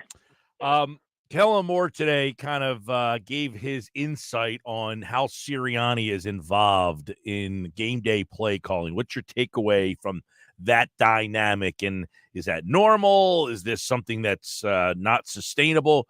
What do you think? Yeah, it's normal, but I think this is a Pandora's box that Nick shouldn't have opened, and I think he was trying to protect Kellen Moore, and some people will look at that positively. I go back to the Seattle game when he tried to protect Jalen Hurts and AJ Brown. I mean, he tries to protect his guys, and I don't think he should have done it from the standpoint of, you open up this Pandora's box, and now everybody's going to be questioning every play. Oh, that's a Nick play. That's a Kellen play. Fans are right now. They don't like Nick Sirianni, so every time there's a bubble screen or a smoke, oh, that's Nick Sirianni taking over the play calling. I think it was a big mistake. But yeah, I mean, they talk about the collaborative process all the time, and most of the week, I think most people don't understand that you're not just going into the game and saying, oh, I'm going to do this and on the spur of the moment. And most of the preparation is done during the week, and you got your big play sheets and you got it broken down into, first downs, third and short, third and long, fourth downs. You have all that at your disposal, and then it becomes you're just picking what you feel in the moment is one of the best 2 or 3 plays that's going to succeed that's already on that chart. So it's not like you're pulling stuff out of your what during the game. That's what you prepare for during the week. So, probably what happened is they had that play in, 4th and short play, and they wanted to roll it out, and Nick made the nudge towards it in game. It was already in the game plan, and it becomes this thing because he's trying to protect Kellen Moore from criticism. When the bigger issue isn't the play call necessarily. I mean, the play call didn't work, but the bigger issue is the decision to go for it at that time. There's no unless you fool them, we talked about this yesterday on the show, unless you fool them and score a touchdown, it's like a waste. It's waste because you're going to have to call a timeout, even if you get the first down. So you burn your last timeout. You might get one shot in the end zone, but they know you got to go to the end zone. You can't throw it short because the clock's going to run out. So not a lot of upside to it unless you completely fool them and score a touchdown on the actual 4th and 1. And the negative was it's not at 3rd and 1. That's it. That's fine. 4th and 1, you're done. You don't have the ball anymore. It was unsuccessful. So I don't think the play call was as bad as the decision to go for it at that particular time. John McMullen, Birds 365, weekday mornings, 8 a.m. on the Jacob Media YouTube channel. The coordinators talked today. Kellen Moore talking about what was his breakdown of Jalen Hurts' interception there? Yeah, it was a bad route. And they got as close to saying it as possible. And that's rare. You don't normally bring up bad route and Devontae Smith in the same sentence because he's the best route runner on the team. He's one of the best route runners in the NFL. But Kellen did admit he went as far as he's going to go. That's a route designed to get across the face of the safety. He didn't do it. He didn't break it inside as much as he should have. And then from the standpoint of that's before I get to Jalen Hurts, then I go to Kellen Moore and say, well, that's an AJ route. You know, maybe stick that one in your back pocket because it's also a trust route. You have to trust that receiver is going to get across the face. And Devontae didn't do it, and it ends up with an interception. So, yeah, I didn't put that one on Jalen Hurts, and I don't think the Eagles did either. All right, so we'll obviously talk a little bit as the week goes on with John. A lot of interesting numbers. Hurts against the blitz this year. He's been much better, but the 7 interceptions, this is a team that he has struggled against. Todd Bowles has kind of had his number, so that will be a storyline, I'm sure, moving forward. Bowles, since he's joined Tampa Bay as the DC down there, has blitzed a league-high 37% of the time. And I'm sure, would you imagine they're going to be sending some house at Jalen Hurts this week? Yeah, I think this is the week. This is, it's surprisingly because I thought they'd see more blitzing earlier, but they really haven't. And this is the week where I think it gets amped up because Todd has had success with it in the past. And, he's going to try to make him flush left as well. And that's been sort of the secret to his success, not only blitzing, but making sure as Jalen Hurts leaves the pocket, he's going left and not right, and he becomes much less effective. And I don't think anybody has done it better since he's become the Eagles starter than Tampa Bay. All right, John's back tomorrow when Nick Sirianni starts to look at Tampa Bay. We will as well. We'll dive deeper into that. We got so much more to go on this Eagles in Tampa, which has kind of become, an interesting. They feel like they play almost every single year. Twice last year, the Eagles won down there. Was that a Monday night game? I believe the playoff game was definitely Monday. But I think they were both Monday. And then you got a possible hurricane in the mix down there as well. So some contingency possibilities. I was talking to some people down in Tampa earlier today, and they said they've already got some contingency possibilities if the hurricane comes through there. So those September Florida home games, you got to keep that in the mix as well. But it's the Eagles and the Buccaneers. Tom Brady will be on the call on Fox. And, of course, you can listen to the game right here on 97.3 ESPN. We'll have plenty more coverage. John, tomorrow morning, and I will be on at 8:20. We have already verified that. Yes, tomorrow morning you can catch me on Birds 365. All right, John, I will talk to you tomorrow. All right, thanks, Mike. There he is, Johnny Mac, here on the Sports Bass live on 97.3 ESPN, the 97.3 ESPN free mobile app, and live video on the X platform and YouTube at Mike Gill Show. Use the hashtag SB Live. So Kellen Moore today, he was asked about the play calling, and he said it's not, it's pretty normal that happens from time to time. I think John's right, though. For Sirianni, being transparent about it is nice, but now you've opened up Pandora's box. Now you've made it on, well, who's making that call? And I don't think that this team needs any distractions of that level. I don't think this team needs a weekly cross-referencing of who made the calls coming up tonight at 11. Just leave it as Kellen Moore's the play caller. And I get it. You're going to ask the question, and Sirianni's going to say, look, I'm the head coach. I make the decision. Fine. I made the decision to go for it. And during the week, we went over a bunch of plays that we like in that situation, and that's what we ended up going with. You know what to say? He picked it. I picked it. That's where this thing gets a little wonky in my estimation. I'm Mike Gill. This is the Sports Bash on 97.3 ESPN, the 97.3 ESPN free mobile app. Coming up on the other side here, Red October continues, and we're going to redoctoberphilly.com, the newsletter from Bob Wankel. We'll talk more Phillies, who, by the way, have reinstated the injured list today, and they have sent Cal Stevenson to their spring training site in Clearwater. So Stevenson is off the roster. Hayes is back. My buddy would owe me money if we had a bet. He swore up and down that Hayes would not be reinstated.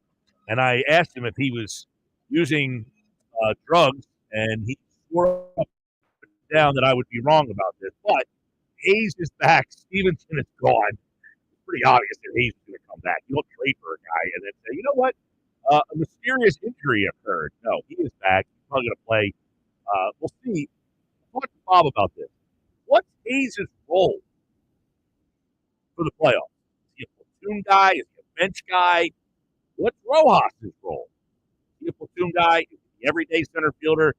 Now the Phillies have questions. And what about Cal Stevenson? They sent him back to the minor league facility, but will he be back? Do they go with 14 on the playoff roster? That's all coming up. Bob Wankel, Red October Philly, and Crossing Broad joins me next on the Sports Bash. Wake up weekday mornings from 6 to 10 a.m. with Unsportsmanlike on 97.3 ESPN with Evan Cohen, champion Chris Stanton, and Michelle Small. You wake up about it. Brought to you by the Gallery Bar Booking Game at Ocean Casino Resort in Atlantic City. With GMF financing to qualified buyers excludes Traverse and Corvette excludes prior sales. Stop! Yes, I said stop before you buy a car anywhere. Because right now at Bennett Chevy, you can save up to 20% off your new car. That's right. Bennett Chevy selling new Chevys at true GM supplier employee prices. Plus, and this is huge, you get to keep all the rebates. You can save up to 20%. And you'll save even more with financing as low as 0%. Yes, Z-E-R-O at Bennett on EVs. And there's available 1.9% on other models. Looking for used? Trade any old clunker for a minimum $10,000. We don't care how old or how many miles. Heck, we don't even care if it runs. Just get it here, and you'll get a minimum $10,000 towards any pre-owned in stock. And Bennett's exclusive non-commissioned sales team is paid on your satisfaction, not how much you spend. So you're never hassled to pay more. You're gonna love it here. Together, let's drive. Bennett Chevy, Egg Harbor Township, and BennettChevy.com. Mom, meet Sarah. From first-time Nana moments. Yeah, welcome to Flight 101. To annual girls trip moments. Your can't-miss moments are worth protecting against RSV. If you're 75 or older or 60 plus with a chronic condition like asthma, COPD, heart disease, or severe diabetes, you're at higher risk of landing in the hospital from RSV. And there are no prescription RSV treatments. Check eligibility and schedule your RSV vaccine at vaxassist.com. So where should we go next? Sponsored by Pfizer. When it comes to wings in the Delaware Valley, nobody beats the Piccalilli Inn. Whether it's South Jersey's best wings, tails, or ears, let them know you're sauce champion. All 10 delectable flavors are going head-to-head to battle for number one. When it's game day, you just gotta head to the Pick. Visit them on Facebook or at piccalilli.com for their Pick game specials. And be sure to pre-order to guarantee your spot in Sunday's lineup. Nobody beats the Piccalilli Inn. Visit the one, the only, the original Piccalilli Inn, Route 206 in Chemong. Total Wireless is made to totally keep up with you. We now have unlimited data that never slows you down, covered by the Verizon 5G network. and all for less than $30 a month when you get 4 lines. And the best part? We give you a free Samsung Galaxy A54 5G when you switch to the Total 5G Plus Unlimited plan. Visit your local Total Wireless store today. Total Wireless, we're totally with you. Actual speeds may vary by location. For data management practices, see TotalWireless.com. Oh, yeah, it's on at Matt Blatt Nissan. New 2024 Nissan Rogue S, 0 down and 2.9% financing for 60 months. But when they're gone, they're gone.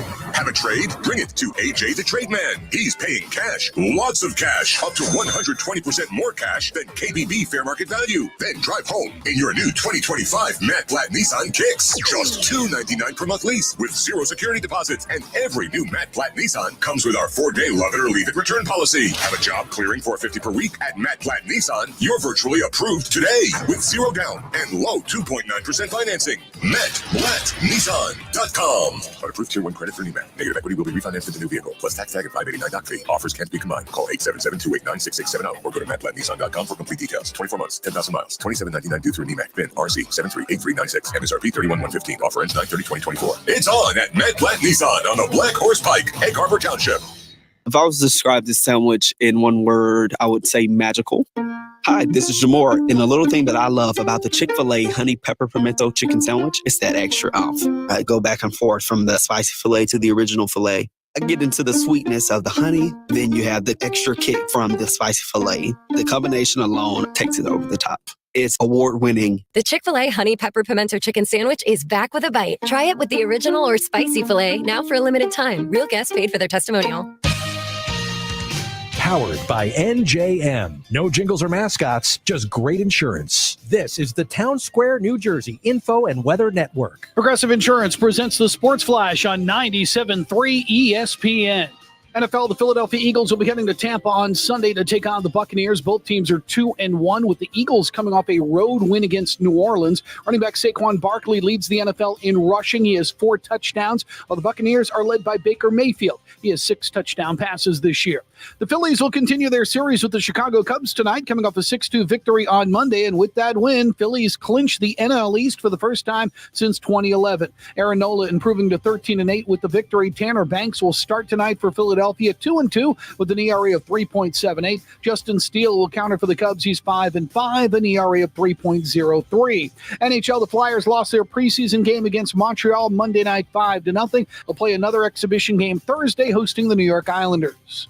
Bundle auto and home, renters, or condo and save with Progressive. I'm Tony Desiri, and that's your Sports Flash on 97.3 ESPN. Mom, meet Sarah.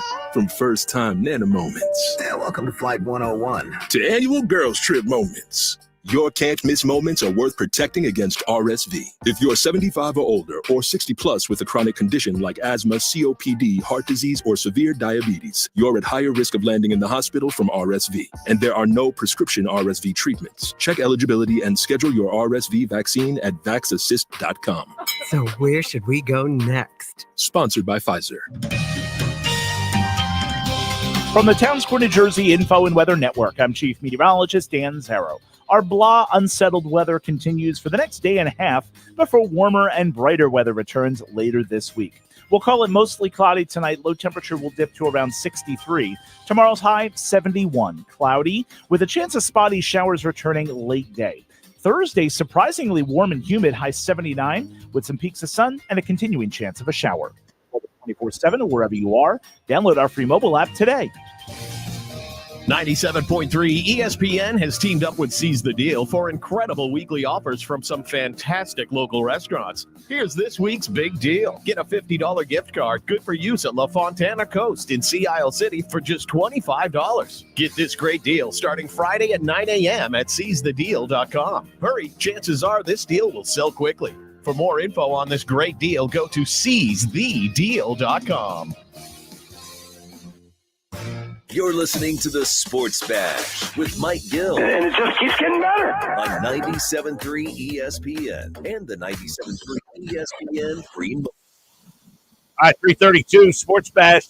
Phillies make that move. Up is Hayes. Down is Stevenson. Red October is coming to 97.3 ESPN. Bob Wankel, RedOctoberPhilly.com is the newsletter. Crossing Broad, all over the Phillies. They win the division for the first time since 2011.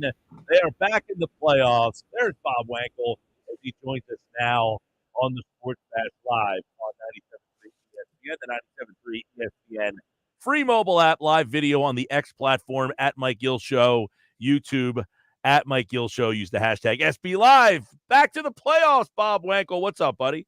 What's going on, Mike? How we doing? All right. Well, they win last night. Obviously, that clinches the division, but still work to be done here to get that number one seed. So they can't kind of just go through the motions here. First one for you. Austin Hayes is back. How do they play that now? Is Hayes and Marsh the platoon, Rojas every day? Is it a triangle? Is that something they're going to try to figure out over the last 5 days here? I think first and foremost, you need to see how Austin Hayes responds to live game action. And it's important that he is back when he is back. I think you need to give him some extended run here over the next 5 games or final 5 games, kind of evaluate where he's at.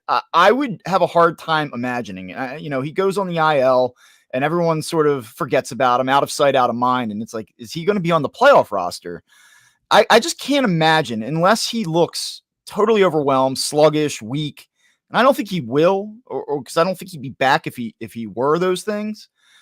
But unless he looks totally overmatched, I just can't imagine a world where Dave Dombrowski's big offensive trade deadline acquisition isn't part of a roster out of the chute in the postseason. So to your question, is it like a triangle? Yeah, probably. You're going to see, I think, a lot of Hayes and you'll see Marsh in center and left and Rojas in center. None of these guys, and this has been the theme all season, none of these guys are good enough on their own in every single situation to demand every game run. They just don't. Yeah, I'm trying to because to me, obviously Hayes hits lefties, Marsh against righties. You just platoon those. To me, I want to see if you agree or not. I value Rojas's speed and defense for a full game. And then, look, if a lefty comes in to pitch, I have Hayes that can pinch it for Marsh. And then if somebody comes up in a spot where Rojas needs to be hit for, I have other options now. I got Wilson. We can get to some of the other options. But to me, would you rather a full game of Rojas's speed, defense, bunting, and he's hitting 250. He's not been awful. Or Marsh in center, Hayes in left, that configuration? I cannot believe that we've arrived at this point. We've been doing these radio hits all season, and that I'm not the biggest proponent of 2024 Johan Rojas. I have always tried to say that I'm not talking about what he might be or what he could eventually be, but right now on this team, in this situation, I wish that the Phillies could do a little bit better than him in center field. But as we approach the postseason, I think we've actually worked ourselves into a spot where I'm in agreement with you. I think that you start Johan Rojas in center field and you sort of work around the offensive shortcomings late in games. I really do think you sort of are trending in that direction at this point.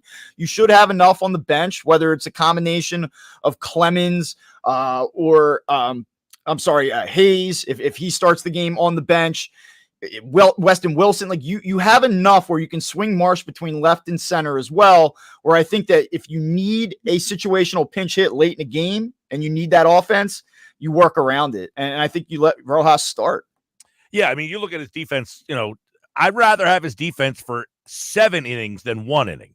For the people who would say, hey, put him into pinch run, you could try to steal a base with him, put him in as a defensive replacement. I want his defense and speed more the whole game more than 1 inning of the game. I think you can, because he's just a better option against right-handed pitching than Hayes is. So what does Hayes do better to play him against righties? Yeah, I mean, look, it's a fair question, and again, we don't know where he's even at. He has not had a lot of run here. He's not played at the major league level in quite some time. He was not great before he went on the IL. So you have a total unknown right now when it comes to Austin Hayes. I think that what Rob has to do is be aggressive. And if If you're going to start Johan Rojas in center field, I think that's perfectly fine. It might represent your best option. But if you don't like a matchup and you have an opportunity early or in the middle innings to do significant damage, say you get into the 4th or 5th inning and you say, well, that's a little bit early to be pulling the trigger on a pinch hit opportunity. I think that they need to recognize it. You get 2nd and 3rd, 1 out, and you feel like you have a good matchup on the bench, do it. Maximize the moment where you can. But otherwise, yeah, as you're filling up the lineup card, I think you probably opt for Johan Rojas in center and roll with that defense. Bob Wankel, RedOctoberPhilly.com, Crossing Broad. Phillies, of course, they'll play. It looks like Saturday the 5th is when they'll open up in the playoffs, but they still got work to do between now and then. Bench, 13-13. Do they keep the extra bat? How do they configure this lineup? And, Stevenson just got sent down. Is he did he play himself into getting pulled back up? And is he an option to actually start playoff games? I do not believe that Cal Stevenson will start a postseason game for this team, but I guess that was a great reaction. I guess crazier things have happened. I could certainly see a world where you carry the extra bat because of what we just talked about, because you're not in love with a lot of the options that you have out and left in center field. And you might really need to mix and match. You might have to burn an extra bench bat in order to get the matchup that you want late in games. So when you look at a shortened series, especially, and you feel good about what you have in your starting rotation, are you willing to roll the dice and go in with maybe one arm short in your bullpen? And if I were them, given that you don't have between your left and center field options one guy that you feel great about in every single situation, and you might have to burn that bat to get to what you want, I would strongly consider, and I would not be surprised if they went with an extra bat. All right, Schwarber, Turner, Harper, Bohm, Castellanos, Hayes, Sosa, Stubbs, Rojas. So is that our first indication? Hayes is in the lineup tonight, and he's hitting 6th. I mean, this is an interesting lineup. The only thing I'd necessarily flag, like, this is not the hangover lineup that everybody thought it would be. You're getting Justin Steele tonight, left-handed pitcher for the Cubs, who's very good. I think it's notable that Edmundo Sosa is playing second base. I do wonder if you get into the post hungover. He might be. I mean, he had his UNLV football helmet on last night. He was looking good. No, but I'll tell you, I said the two guys I would predict might not be in the lineup were Stott and March. Ride the bull last night with his belt off. I mean, March was having a good time. Well, I think that part of maybe why they were having a good time is they knew that they weren't going to be in the lineup because of these matchups. I mean, I would not expect Brandon Marsh or Bryson Stott at this point to face Justin Steele, independent of getting hammered last night. And I have to say, I think when you look at the postseason, I don't know exactly how it's going to work out with Brandon Marsh. I feel like in a lot of situations, he still may start against left-handed pitchers. I think that Bryson Stott has sort of worked his way out of being a, put his name in ink. He's in the starting lineup guy. Like, I would not be surprised in the postseason if the Phillies see a left-handed starter that Edmundo Sosa doesn't start at second base. Wow. So we got to that point potentially, Bob Wankel. All right, 2022 wild card lose in the World Series. 2023 wild card disappointing loss in the NLCS. Is this team better, different? When I say 2024 Phillies, how are they better or different than the two predecessors? People won't want to hear this, but they're the exact same team. I mean, they really more or less are the exact same team on paper. Christopher Sanchez gives them maybe a little bit more rotational depth. I think you feel better about the Phillies 4 starting pitchers as opposed to previous years where it was number 3 and then kind of hold your breath on 4 and 5. And 5 doesn't matter in the postseason. So the rotation's probably a little deeper. The bullpen might be better. I would say maybe they are one arm deeper in the bullpen this season. I think that you're not running into a Craig Kimbrell situation. I know Estevez has kind of given people some anxiety late in games here, but he's overall done a pretty good job, and he's certainly an upgrade over what Craig Kimbrell was last season.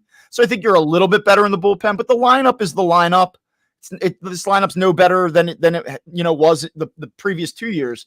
The only thing I will say is this, and it depends if you buy intangibles, if you buy experience, if you buy into things like finishing the job and having a singular focus. Like, do you trust this team? Do you trust the mental toughness of this team? Because here's what I will offer you, and a lot of people might not, and a lot of people might just say, look, it's a matchup based game, it's about on field production.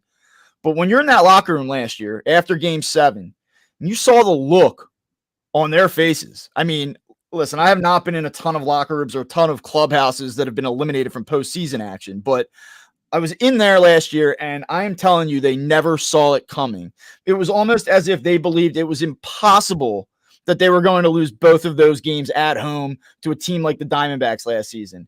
And I think it meant a lot to them that, by and large, this front office and this ownership group gave them another opportunity to get back to this point. And I think from the moment that they were eliminated last year and given the opportunity to get back here this year, it has all been about returning to this spot. So when you and I and everyone else goes crazy in the middle of July about the Phillies losing 4 out of 5 games and it doesn't feel like they won it and it's this team of fraud and all of this stuff that we talked about all summer, I truly believe that this team never cared about any of that. The thing that they cared about was getting back to Red October, as everybody calls it, getting to this moment and finishing the job. And if you think that that matters to them, and if you think that heartache can help make them learn something, be a little bit more dialed in, not take things for granted this season, if you think that that gives them an extra edge, then that's how they're different. There you go. Bob Wankel, Red October Philly, the newsletter. Red October Baseball will be back, and Austin Hayes is back. He's hitting 6 tonight. Sosa Stubbs shaking off the cobwebs. He's behind the dish tonight. And Rojas. Now, Stubbs has got 2 things going. He's now got the new overalls. Does he have a line? Is he making money off of this? Like last year, he wears the overalls. Those went viral. New overalls last night. Did you get a little sense of, I know there's a new playlist now, but the Dancing on My Own was back last night. Yeah. Getting everything out of his last couple weeks here, I think. I would say so. I don't know what Garrett Stubbs' future holds from a baseball perspective, but if he wants to stick in the Philadelphia region, something tells me that there will be some media opportunity or some marketing opportunity or something for Garrett Stubbs to do in this town, because for a guy that only plays, a handful of games every month and really has not been all that impactful on the field, man, he's like kind of in the middle of everything. He really is a good guy too. I know people I sat next to him at Clear Sky Cafe in Clearwater once, and I had no idea it was him at first, and I kind of kept looking. He was sitting by himself, and he barely said a word at all. He's a very small guy, like very unassuming that he would be a Major League Baseball, especially a catcher. Yeah. Oh, did you know his junior year of college, he was at USC? Like, people don't realize this about him. Like, he didn't go to like a junior college and emerge late. He went to USC, and he was the top catcher in the nation his junior year. So, I mean, the guy can play. I think sometimes people think he's like a mascot and like won a raffle or something, or he had like a Vince Papale like trajectory to Major League Baseball. He's did it. So small, yeah, because he's so small. Yeah. And listen.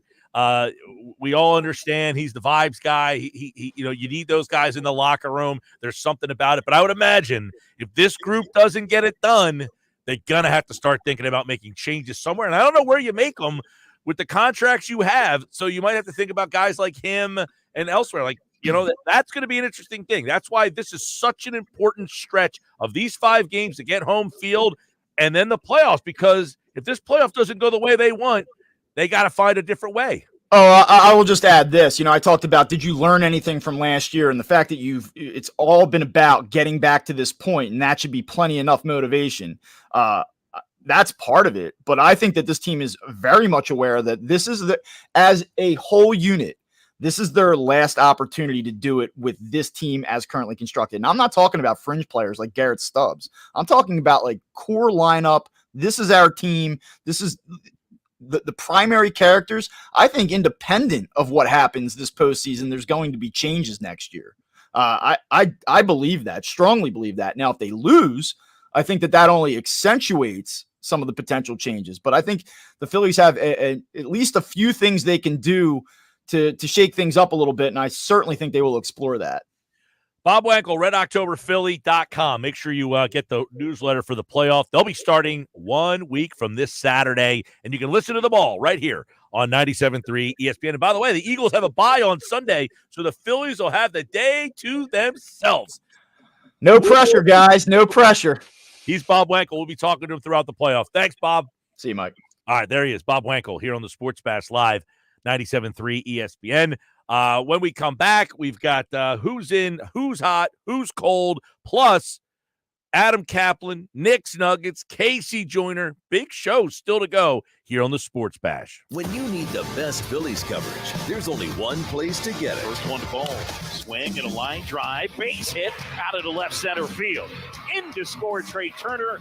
Alec Boehm, a first pitch RBI single. The Sports Bash with Mike Gill on 97.3 ESPN. With GMF financing to qualified buyers excludes Traverse and Corvette excludes prior sales. Stop! Yes, I said stop before you buy a car anywhere. Because right now at Bennett Chevy, you can save up to 20% off your new car. That's right. Bennett Chevy selling new Chevys at true GM supplier employee prices. Plus, and this is huge, you get to keep all the rebates. You can save up to 20%. And you'll save even more with financing as low as 0%. Yes, Z-E-R-O at Bennett on EVs. And there's available 1.9% on other models. Looking for used? Trade any old clunker for a minimum $10,000. We don't care how old or how many miles. Heck, we don't even care if it runs. Just get it here, and you'll get a minimum $10,000 towards any pre-owned in stock. And Bennett's exclusive non-commissioned sales team is paid on your satisfaction, not how much you spend. So you're never hassled to pay more. You're gonna love it here. Together, let's drive. Bennett Chevy, Egg Harbor Township, and BennettChevy.com. John Legend here.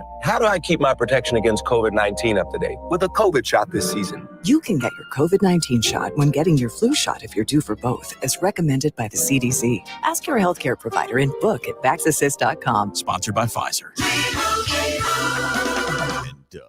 Customize and save hundreds on car insurance with Liberty Mutual. After that, you can also save me, as I'm currently hanging from the edge of a cliff. To recap, number 1, customize and save. Number 2, time allowing, save me. Shoulders separating!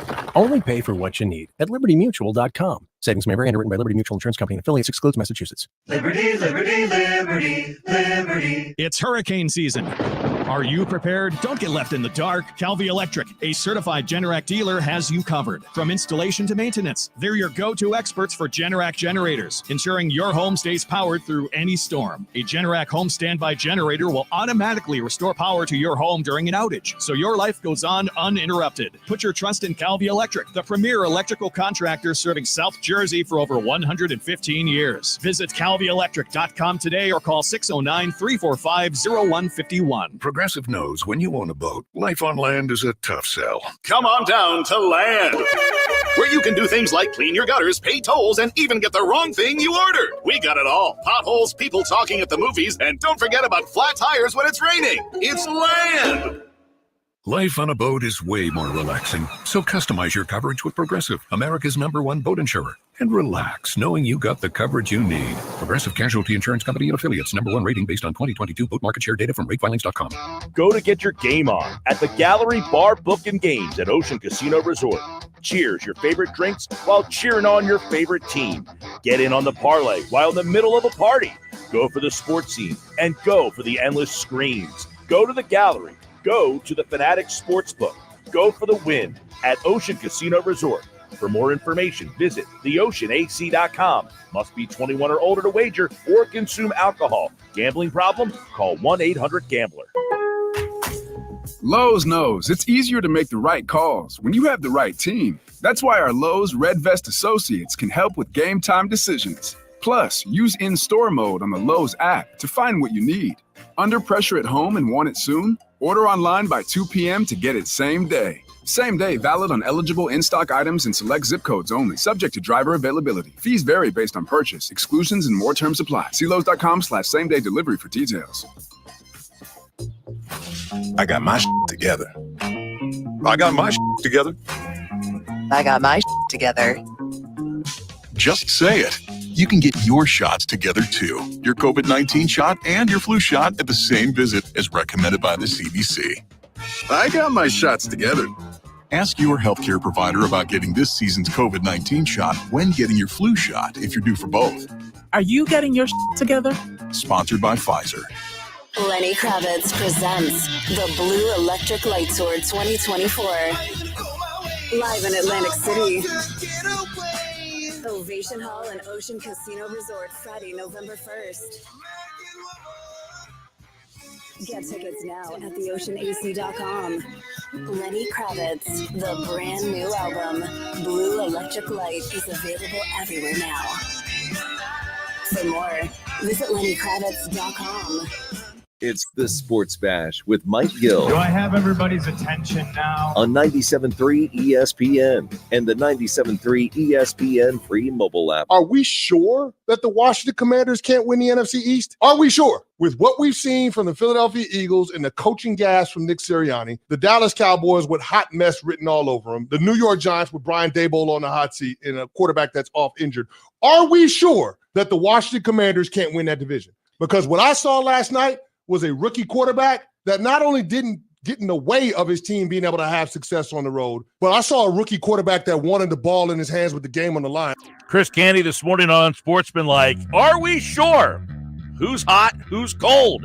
Brought to you by Ace Hardware, Home Services, Heating, Cooling, and Plumbing. The helpful team is now ready to make house calls in South Jersey. Visit them online at acehardwarehomeservices.com to book today.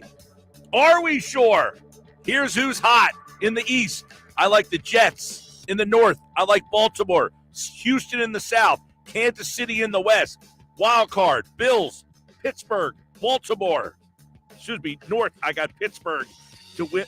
Baltimore to win the North. Pittsburgh is the wild card, and the other wild card is the Chargers. The East, I got the Eagles, Detroit, New Orleans, San Francisco. Wild cards, Washington, Green Bay, Minnesota. That's who's hot and who's cold. Brought to you by Ace Hardware, Home Services, Heating, Cooling, and Plumbing. The helpful team can make house calls. Ace Hardware Home Services to book today. The hunt for October continues on ESPN Radio. A three-run homer for Pete Alonso. The last week of the regular season is here, and the race for the final two National League playoff spots is coming down to the wire. And two teams in the thick of it go head-to-head when the New York Mets face the Atlanta Braves. The Mets at the Braves. Listen to Major League Baseball all season on 97.3 ESPN. Tonight, coverage begins at 7 p.m.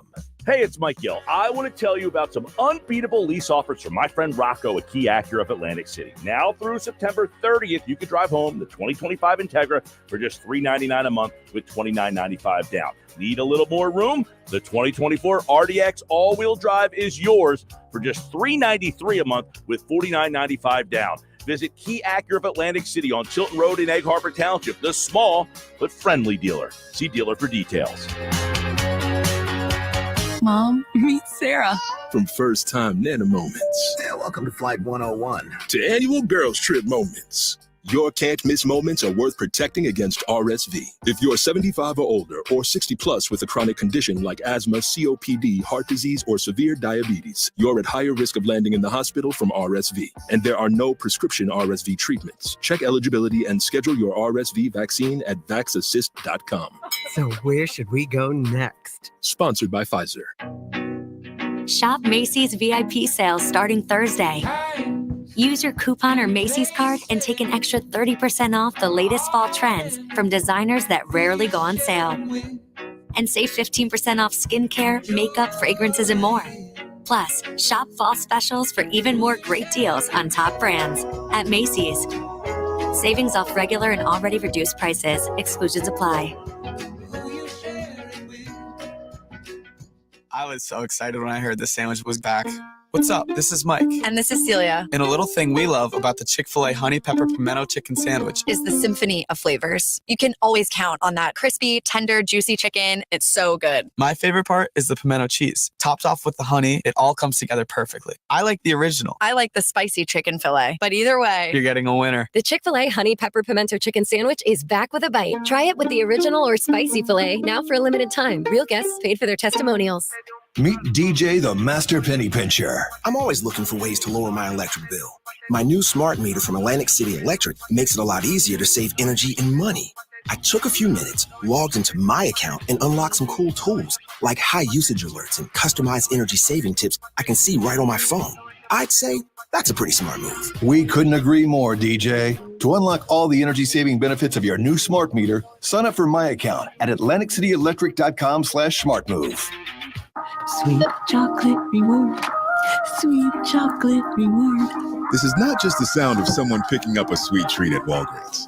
This is the sound of someone picking up a sweet treat right after receiving all their vaccines in one trip. This is the sound of treating yourself, because you protected yourself.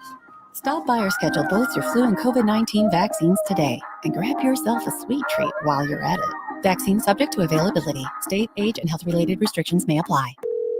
Thanks for calling Discover. This is Diego. Hi, Diego. It's Jennifer Coolidge. I just want to say your cashback match makes me feel so special. It really inspired me. That's great. Doubling the cashback you've earned at the end of your first year is what we do. Well, I'm doubling everything now. Double dating, double dipping, double feature, double header, double whammy. Basically double or nothing. You earn, we match. Discover Cashback Match. See terms at discover.com/creditcard. Our daughter Jessie loves playing detective. But since we discovered she has sensitive skin, we've been playing detective too. We thought the problem was our puppy. But it was actually our old detergent. So we switched to Tide Free and Gentle. Tide Free and Gentle has no dyes or perfumes, so it's gentle on her skin. If it's got to be clean, it's got to be Tide Free and Gentle. This back-to-school season, Tide and Downy are giving back with $1.5 million in scholarships. Enter to win. No purchase necessary. US/DC 17+. End September 30th. Rules. Tide.com/scholarship/official rules. Breaking news, and this one is almost unbelievable. Yeah, it's all about new customers at Bet365 because they get $200 in bonus bets when they bet $5. And even better, bonus bets can be used on the spread, totals, and player props. There you have it. Bet $5 to get $200 in bonus bet. And see why. It's never ordinary at Bet365. Gambling problem? Call 1-800-GAMBLER. 21 plus only. Must be physically located in New Jersey. Terms and conditions apply.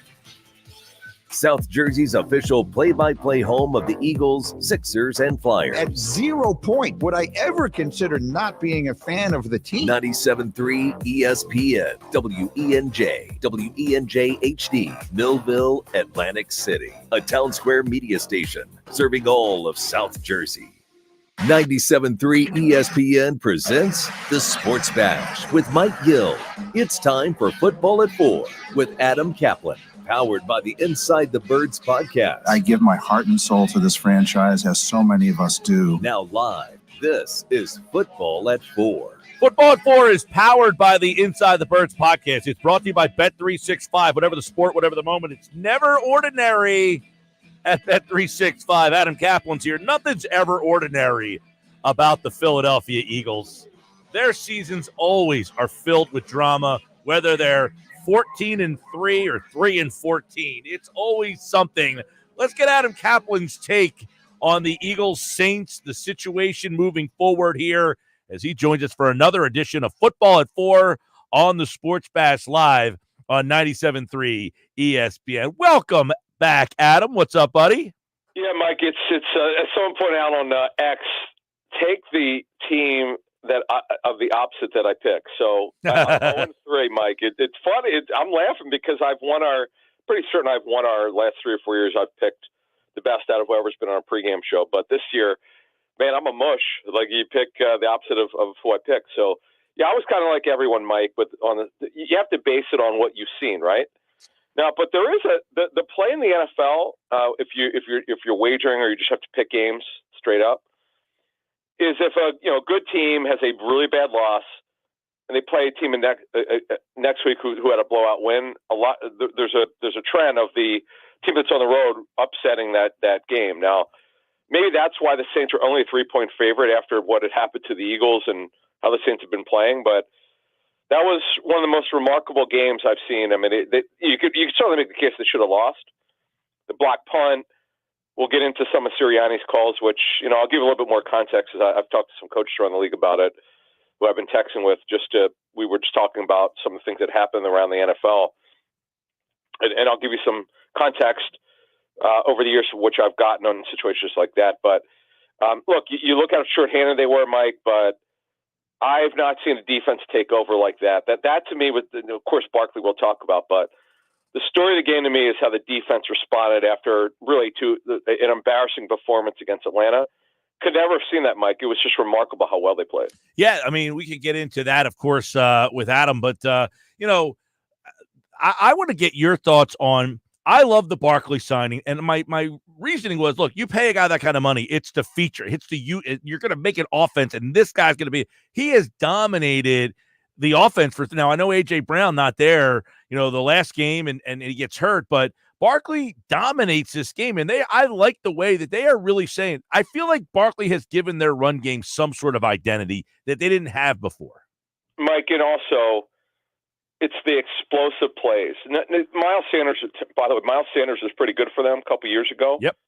But nothing like this. Miles, it's weird. Miles had a bunch of, he led the NFL one year, and I think, runs for over 20 yards. But it's kind of misleading. You have to go through the tape and look at it. But nevertheless, Miles Sanders cannot do what Saquon Barkley can do. There's no question about it. And one of the things that we're going to talk to Greg Cosell tonight, we've got our Patreon members get a chance to ask questions, and what I always do is whatever they don't ask, I ask, and I'm just the big knock, Mike, on Barkley. You probably don't know this, but this is from a league standpoint. Is he was never really been a good second level runner. Okay, if the hole's not defined for him, he's just not going to hit it. He's had a couple runs here where wow, I've not seen that before from him. And I look, you could say all you want about how great the Eagles offensive line has been. It's been terrific, Mike. And I mean, it's unbelievable how well the right side did after the two starters go out and the backups come in and play really well. But Barkley's done some different things here, which we've not really seen from him. And it's pretty interesting. And now you talk about his contract before we move on. I do want to mention this. So former Eagles president Joe Banner and I talked before the season started. So I said to Joe, I said, listen, I get it. Barkley will do better because he's going to have a better offensive line. But with his injury history, why not invest less money and just find another back? Because the back, whoever they get is going to do well. I mean, DeAndre Swift had a great year in back of that line, right? The Eagles made an offer, but it did not equal even close to what Chicago offered him. But why commit 12.5 a year? They can't get out of the contract until 2026. The first 2 years are fully guaranteed. I mean, why give him 25 over 2? Actually, it's 26 over 2, 26.5 million over 2. Why do that? Joe's like, look, it's going to turn out to be a bargain if he stays healthy. And of course, I said if. He said if. And I see what Joe's talking about. It's pretty remarkable. And look, Saquon is a game changer and he demoralizes a defense when he has those big plays, Mike. That it's pretty significant, and he has shown also, Mike, to take on a rushing load. The rushing load's been a little bit bigger than I expected, to be honest with you. Yeah, no, and some of that could be because of the injury issues at wide receiver. Is that changing the game plan, and are they having to use Barkley more? Was this their intention? It's a great question. In my notes to you, I put kind of the injury issues at receiver really changed the game plan, because what they did, I don't have the exact number of 13 personnel, which is one receiver, one back, and 3 tight ends, but they did it a little bit. And Jack Stoll, by the way, was now signed off the Eagles actually signed him off their practice squad, so he's now on the roster. He's no longer on the practice squad. So I think, Mike, they did what they had to do. I give Kellen Moore credit. He did a great job. Boy, he's done a really nice job. But the thing we're not seeing enough of, it's my one pet peeve with Kellen Moore, and I actually brought this up really after week 2. I want to see the backs not just on checkdowns. I want to see them used on design plays. We're not seeing that. Will Shipley's not been last 2 games has not played on offense, so I don't quite understand that. So Mike, they're going to need to make up for this without. We don't know about A.J. Brown yet. He certainly will not play if he doesn't practice. So they're on a regular week here. They have the week 5 bye. Let's take a look late in the week to see if A.J. Brown could get on the field. And then we'll also see if Devontae Smith could get cleared by Friday. He also cannot play without getting cleared. So, he's got to practice. He's got to get on the practice field. But you notice that they have not done anything at receiver yet. They did something at tight end. I thought that was interesting. Paris Campbell, by the way, is back now on the practice squad. They have another activation if they want to, or they could sign him off of it. But they're going to have to sort of Jimmy rig this thing, Mike. They're going to have to change it up because again, if they're dead, they only have 3 healthy receivers right now. Covey was put on IR today. Yep. So they're going to have to change things up here. John Ross, by the way, to the practice squad. Yeah, and then John Ross did not have a great training camp. That's why he never. In fact, think about it, Mike. He was not even on the practice squad. I was kind of disappointed with John Ross. I thought we were going to see. Look, he's healthy, no question. He was healthy. I just didn't see the juice that he used to have, Mike. I'm not saying he can't run anymore, but we didn't see that. But just to give an example of why they brought him back and maybe someone else bring in a veteran. Kellen Moore does not run a traditional offense. It's not a West Coast offense. It's sort of a melding, and the language is different from what the Eagles have had before in terms of terminology. It's hard to bring somebody else in here, Mike, now that doesn't know the offense. It's hard to do that. I'm sure people are probably wondering about that. That's my understanding of what's going on here, but it doesn't mean they can't sign a receiver and get the guy up to speed. Now, right now, going forward here at receiver, it's Jahan Dotson, who clearly will be starting this week. It just depends on what personnel grouping they're going to have. And then Johnny Wilson's going to have to play more. He has trouble getting open on his own. He's more of a blocking receiver, which is interesting. So, and then they're going to have to get through. Paris Campbell's obviously going to have to be up this week, whether they sign him off of it or use an elevation. They're going to have to figure this out. Now, on the practice squad, they have Kyle Phillips, who I'm told with Tennessee was mainly a slot receiver. Danny Gray, formerly of the Niners, yet another former third-round pick of the Niners who the Eagles have brought in here. And then I expect them to add 1 or 2 more on the practice squad going forward. They don't have a choice. They have to.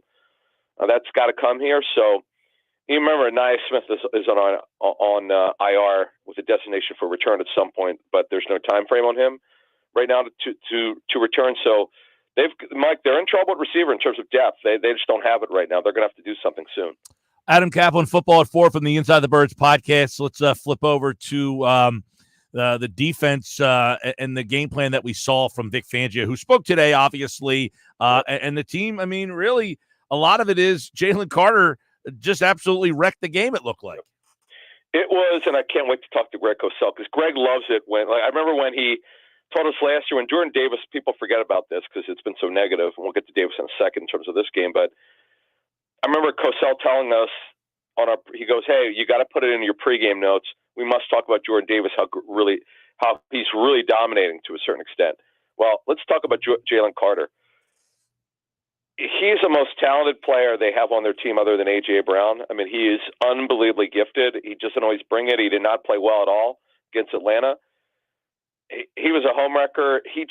I think what happens, Mike, and it's not just Jalen Carter was terrific, but when you play so poorly against Atlanta, yet they only lost by 1, but no pass rush, which by the way, their edge rushers still don't have a sack, which is kind of comical, but they got plenty of pressure. That was not the sacks again, are individual plays or one individual play. Pressures are more important if you talk to coaches. It's not like you're going to get 20 sacks in a game, right? But you might get 15 to 20 pressures, which makes the quarterback move or get rid of the football before he wants to. Jalen Carter is absolutely unbelievable. Penetration to the backfield at the quarterback. Quarterbacks hate it, Mike, when they can't step up in the pocket. And boy, did you see Derek Carr become captain checkdown? He became frustrated. That's Derek Carr that has frustrated me evaluating his career, Mike. I'm talking to people who've worked with him over the years. He doesn't want to run anymore. He hasn't run for years. Yet he's a good athlete, but Jalen Carter, number 98, was a man in this game. Not only is he, in terms of one game, grading out better than any player they've had so far this season. I don't know what more you can ask of him. I'm glad he got the message from Clint Hurt and Vic Fangio when they watched the tape. Whatever the message was, he got it. Milton Williams did well. Jordan Davis had a good game. Now, I don't know how consistent he was in the game. It wasn't just the sack, which was incredible, by the way. I've been barreling down on Carr. Carr seemed like you saw Carr barreling down. He folded. That was pretty amazing.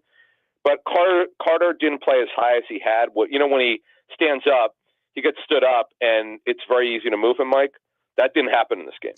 Adam, you take a look at moving forward with this defense. You wonder if it's a 1 week thing, sustainable. Obviously McCoy went out for the Saints. I think that changed a lot there. Or did we see enough that we like where this defense is kind of going? And we know the problems with the pass rush. Do we think the defense is sustainable, what we saw on Sunday? It's a great question. It is to this degree. The effort had to be better than it was the previous week against Atlanta for the D tackles. Okay, we're talking about. Remember, they run an odd man front, so Clint Hurt's group, they had to play better, and Moro Jomo's given good. I just want to mention Moro Jomo and Thomas Booker, who've been a nice surprise. I know they don't play a lot, and their hope is that they don't have to play a lot. Obviously, that the coaches are, because it's got to be Davis, Carter, and Williams in the 3-man front with the 2 overhangs. But it's I was just blown away. You know what I think, Mike? I believe that these guys are so pissed off about the way that they played the week before. They're so prideful. I know they're young, but remember where they played at University of Georgia? We're talking about Carter and Davis. These are guys who won a national championship. They just had to get it going, and now is it sustainable? They're just it's now Carter. I've said this about Carter. Carter could be as good as he wants. I'm not talking about Aaron Donald, but a step below that. That's how gifted this kid is. We forget. We know about the off the field stuff. That's why he dropped.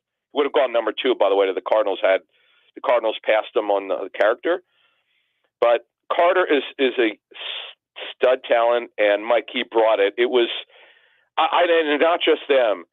Zach Bond, Nakobe Dean, by the way. Dean played well. Bond was a man again, like week 1. It is sustainable, Mike, but to that level, to do it every week, obviously not. It's impossible. But how about a step below that? Yes, it absolutely is. All right, Adam, let's take a look at the decisions from one Nick Sirianni. You might have heard this was a big story over the last 48 hours here. Talking to former players, they seem to be like, hey, we like our coach to be aggressive. I followed up and saying, hey, does that bring questions in the locker room? And they say, yeah, if you're a weak-minded player, but if you're a guy who has convictions in your talent, you like the coach showing confidence in you. On the flip side, you look at New Orleans. I mean, I thought they lost the game in large part because they had no confidence in the play. I mean, they coached the game scared. Sirianni's decision-making is certainly being called out the last 2 weeks. What are you hearing about that? Yeah, I didn't have a problem with it against Atlanta like everyone else did, but this week, Mike, here's the thing. On a 4th and 3, right? So this is the way that a couple coaches I was texting with earlier today. We were just talking about it, and they don't know Sirianni, so they can't really. They know Philly's very analytical. The data, all the data gives you is percentage. That's all it tells you. You don't have to. You always use it in terms of, okay, this is what the percentages tell me. If it's like 53-47, do whatever you want to do. You could, but you have to go. It's situational. How's your defense playing, Mike? The defense really can't. I mean, obviously, it's kind of like the Green Bay game, but times 3. The defense won the game for them to a certain extent. You have to look at, do you trust your defense? If you trust your defense, you kick the field goal. If you don't, you could go for it. You could do some other things. But I just think that Nick's got to take a look at it and go do it. It's one thing if the game was 13-0. You go, hey, man, we got to get points here. 3 is not what we want. We want 6. Okay, let's extend the drive. Go for it. Now, the one that I don't – a 60-yard field goal is such a low percentage. I get that Elliott's got a great leg, and it is also indoors. We have to mention that. It's just not something I would do. But how about what's comical is the kicker for Aubrey hit a 65-yarder, which is funny for Dallas. They still lost.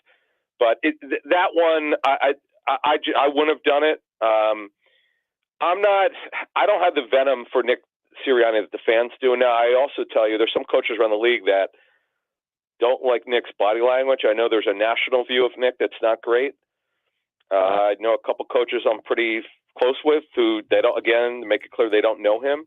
They've seen video of Nick. The Kansas City thing was brought up to me in that. When you say body language, are you talking about like arrogance or like that he doesn't have confidence in himself?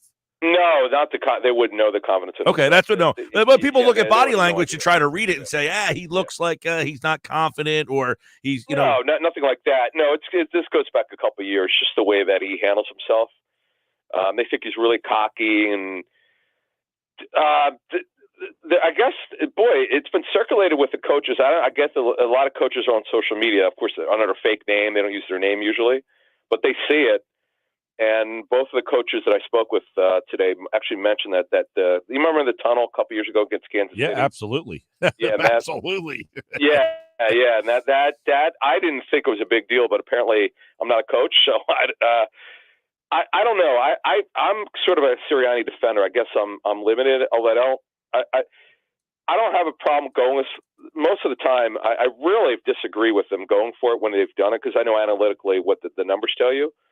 I had actually an argument with a former Eagles coach many years ago during the 17 season when I think it was a Giants game when they went for it wasn't the Jake Elliott field goal, something else. But I don't have access to their percentages. And it also, it's situational. As coaches always tell me, Mike, it's really where are we at in the game, Mike, and we have to remember that.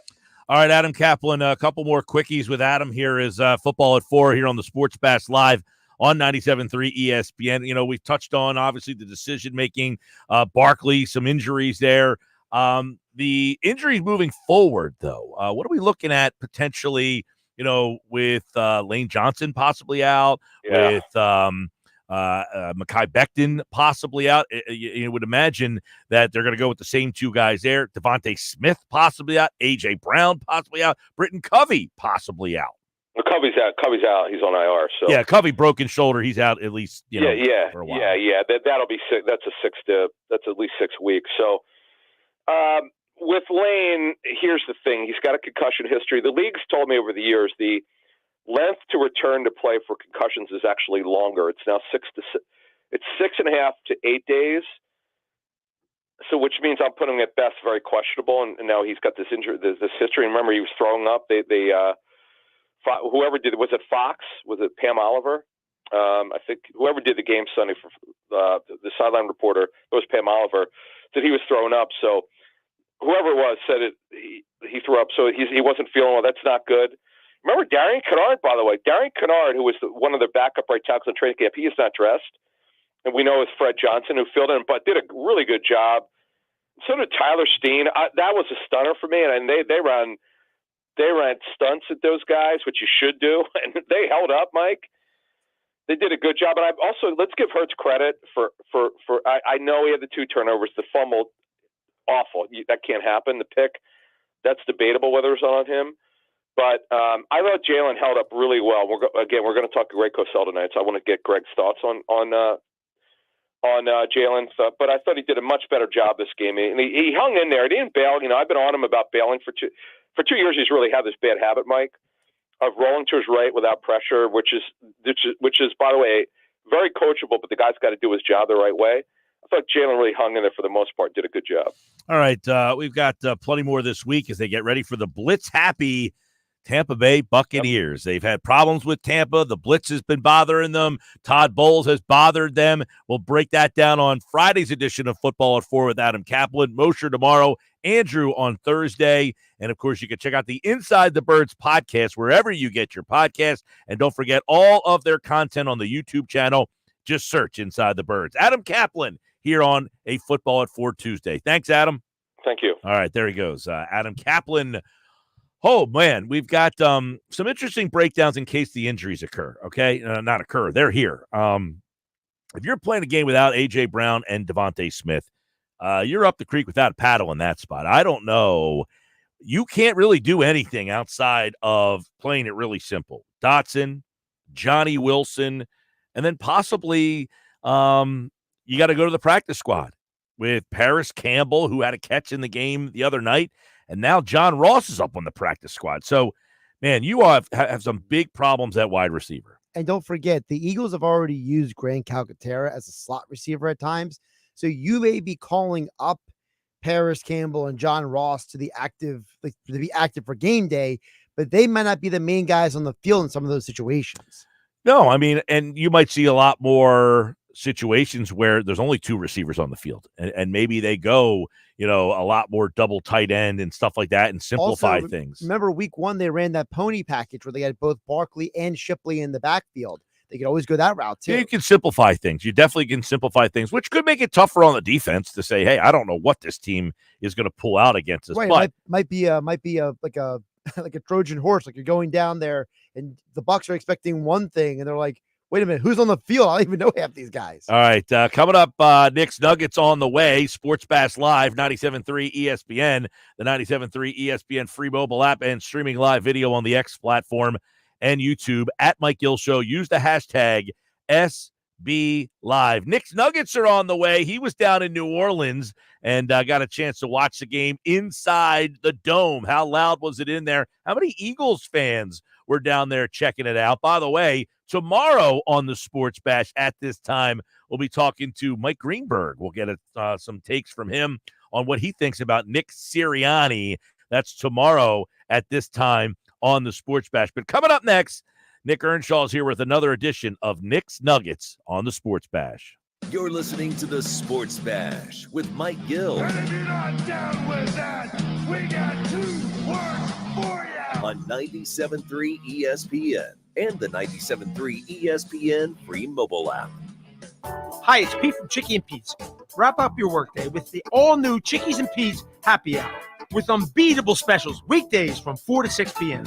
Enjoy half-price orders of Chickies medium tender wings, one of our tasty and delicious pizzas, or an order of mouth-watering hot, cold, or fried shrimp. Plus $3 domestic bottled beers, $5 Tito's, and $6 seltzers. It's the all-new Happy Hour, weekdays 4 to 6 p.m., only at Chickies and Pete's. Prescriptions require an online consultation with a healthcare provider who will determine if appropriate restrictions apply. See website for details and important safety information. Subscription required. Price varies based on product and subscription plan. Hey guys, did you know there's a generic form of Viagra that works just the same, but is 95% cheaper? And you can get it online? Go to hims.com/joy. Through Hims, you'll get a free medical consultation, discreet shipping if prescribed, and the process is 100% online. To start your free online visit, go to hims.com/joy. That's HIMS.com/JOY. It's hurricane season. Are you prepared? Don't get left in the dark. Calvi Electric, a certified Generac dealer, has you covered. From installation to maintenance, they're your go-to experts for Generac generators, ensuring your home stays powered through any storm. A Generac home standby generator will automatically restore power to your home during an outage, so your life goes on uninterrupted. Put your trust in Calvi Electric, the premier electrical contractor serving South Jersey for over 115 years. Visit CalviElectric.com today or call 609-345-0151. Tommy! I can't wait for golf this weekend, huh, buddy? Time flies. Love you, man. Oh, don't forget your knee brace again. We aren't in college anymore. Moments together matter, so help protect yourself from RSV. If you're 75 or older or 60 plus with a chronic condition like asthma, COPD, heart disease, or severe diabetes, you're at higher risk of landing in the hospital from RSV, and there are no prescription RSV treatments. Check eligibility and schedule your RSV vaccine at vaxassist.com. Sponsored by Pfizer. Take 10 grand off MSRP, 0% for 72 months, 0 payments for 90 days, or 2 new Matt Blatt Kias for $222. You don't need a sports betting app. Get to Matt Blatt Kia and be a winner. You heard right. 10 grand off MSRP and 0% for 72 months, 0 down, or 0 payments for 90 days on every clearly marked EV in stock. Currently stuck in a loan or lease? We want to get you released. New 24 Kia Forte LXS. Just $111 per month lease. Why not get 2 for $222?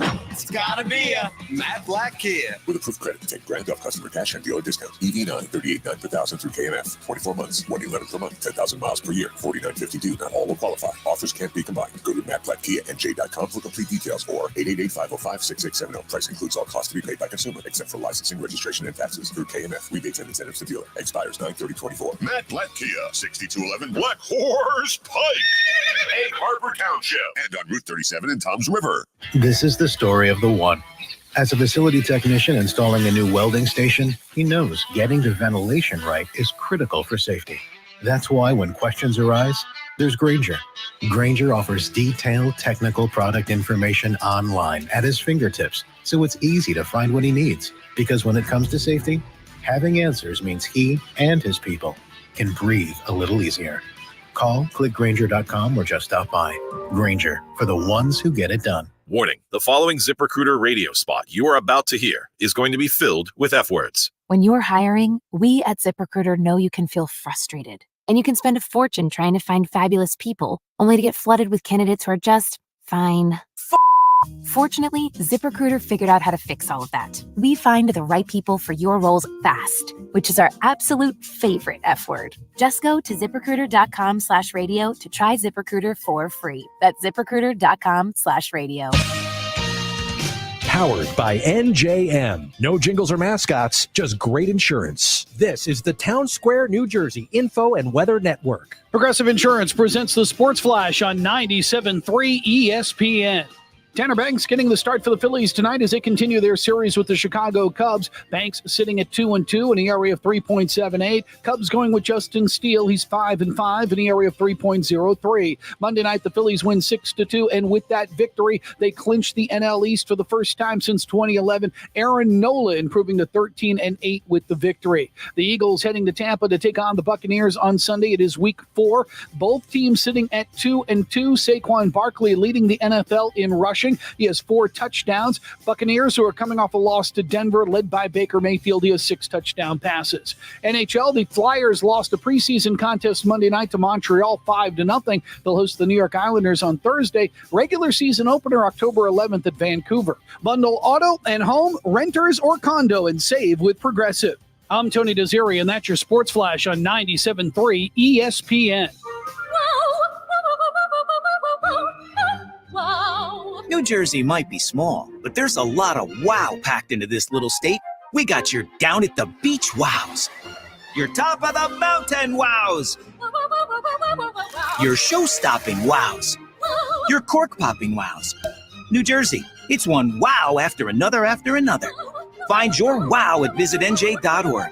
New Jersey, little state, lot of wow.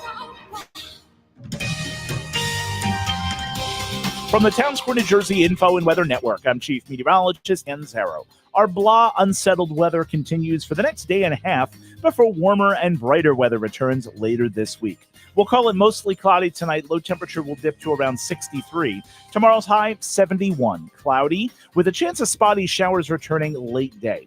Thursday, surprisingly warm and humid, high 79, with some peaks of sun and a continuing chance of a shower. Get weather 24/7 or wherever you are. Download our free mobile app today.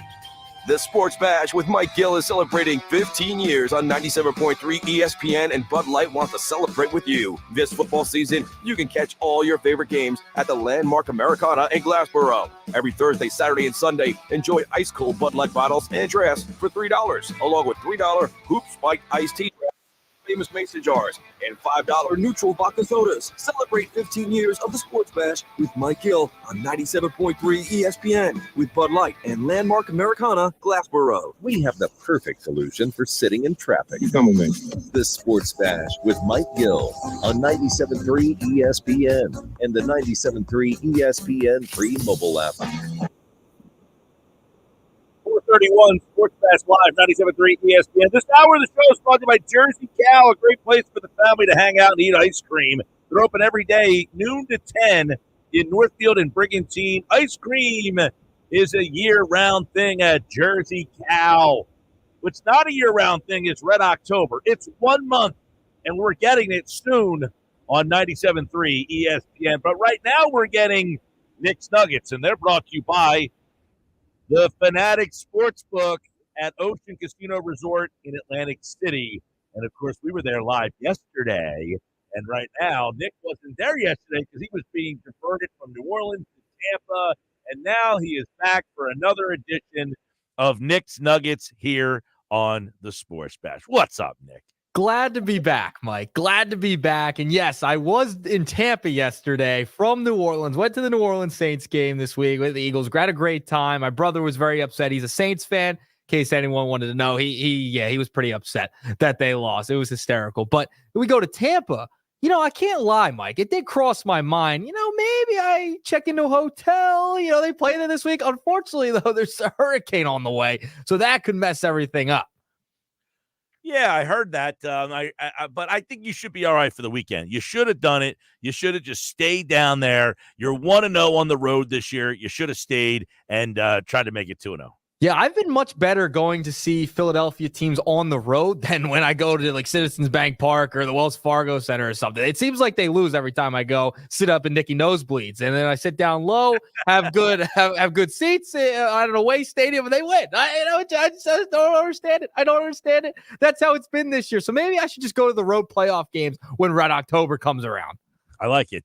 Nicky Nosebleeds. There's a new name for it. Forget the Nuggets. It's Nicky Nosebleeds. Yeah, we were going so 2 weeks ago in the locker room, we were going down every single nickname that we've had on either Nuggets or on the locker, whatever show that I pop up on. There's a ton. There was about like 8 of them that we came up with. It was insane. I didn't realize I had that many nicknames, but we're on the Nuggets right now, so we got to get into it. Red October is going to be upon us, Mike Gill.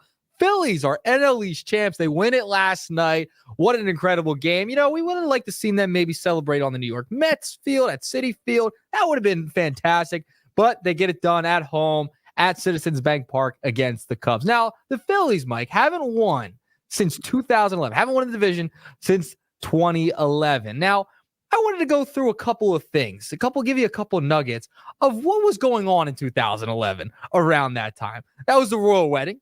Oprah's final episode was that year. Harry Potter's last movie was that year as well. Microsoft introduced Office 365. We were only at the iPhone 4S, and Angry Birds was the game of the year. Ben Francisco was a Philadelphia Philly as well. Hunter Pence was a Philadelphia Philly that year. It's been a long time coming since this Phillies team and this Phillies organization has won the NL. That's just some of the things that was going on in 2011, Mike. Well, the organization was a lot different then. We talked. They talked about it last night. Like, think about the locker room. You had Howard and Utley and Rollins and Hamels and all these great Phillies who were now on the Wall of Fame. Their careers are over, except for Ryan Howard, who had an at bat the other night for the Savannah Bananas. He struck out on 3 pitches. That being said, there was 4 Phillies in that game the other night. Howard, Victorino, Joe Blanton, and 61-year-old Jamie Moyer got someone to ground out in the game. So it was a lot of fun, the Savannah Bananas. But that's you got a 61-year-old guy who was on the last. I don't know if he was on the 2011. I don't think he was on that roster. I don't think he was on that team. But no, things have changed, and they got that step. But the big step is winning the World Series. We keep asking the question. Is this team better? Are they different from the 2 teams that have failed? And I don't know that they are either better or different. It's a lot of the same, and is that good enough? Yeah, it's very similar, right? To previous seasons, essentially the same teams overall from the past 2 years. Listen, this is a team, remember, 2022, now they've struggled, right? Like the summer, they went through that long stretch where they were struggling. It feels like they haven't been like hot lately, like they haven't been going into the playoffs, scorching hot, winning all these games, right? But we have to remember, 2022, this team limped in the playoffs. They barely got in and then caught fire in that wild card round. Now you're trying to get that first or second seed so you have that bye and you don't have to worry about the wild card round, but they can catch fire. If they're playing at home and they have all this home field advantage, I know what happened last year, but this team loves playing at the bank. They can get that home field advantage and stick it out these next couple of games, hold where they're at. I think they'll be in good shape because you want to play at home. That's a big, big advantage. Even though it fell apart last year, I think they still need that to happen this year. Well, I'll tell you, they're going with the lineup tonight. They're not hungover. They're going to try to win tonight. Austin Hayes is back, by the way, and he's in the number 6 spot in the lineup. I think that's an interesting storyline to watch. What they are going to do with Austin Hayes moving forward, is it going to be a Hayes-Marsh platoon in left, or is it going to be a Marsh-Rojas platoon in center?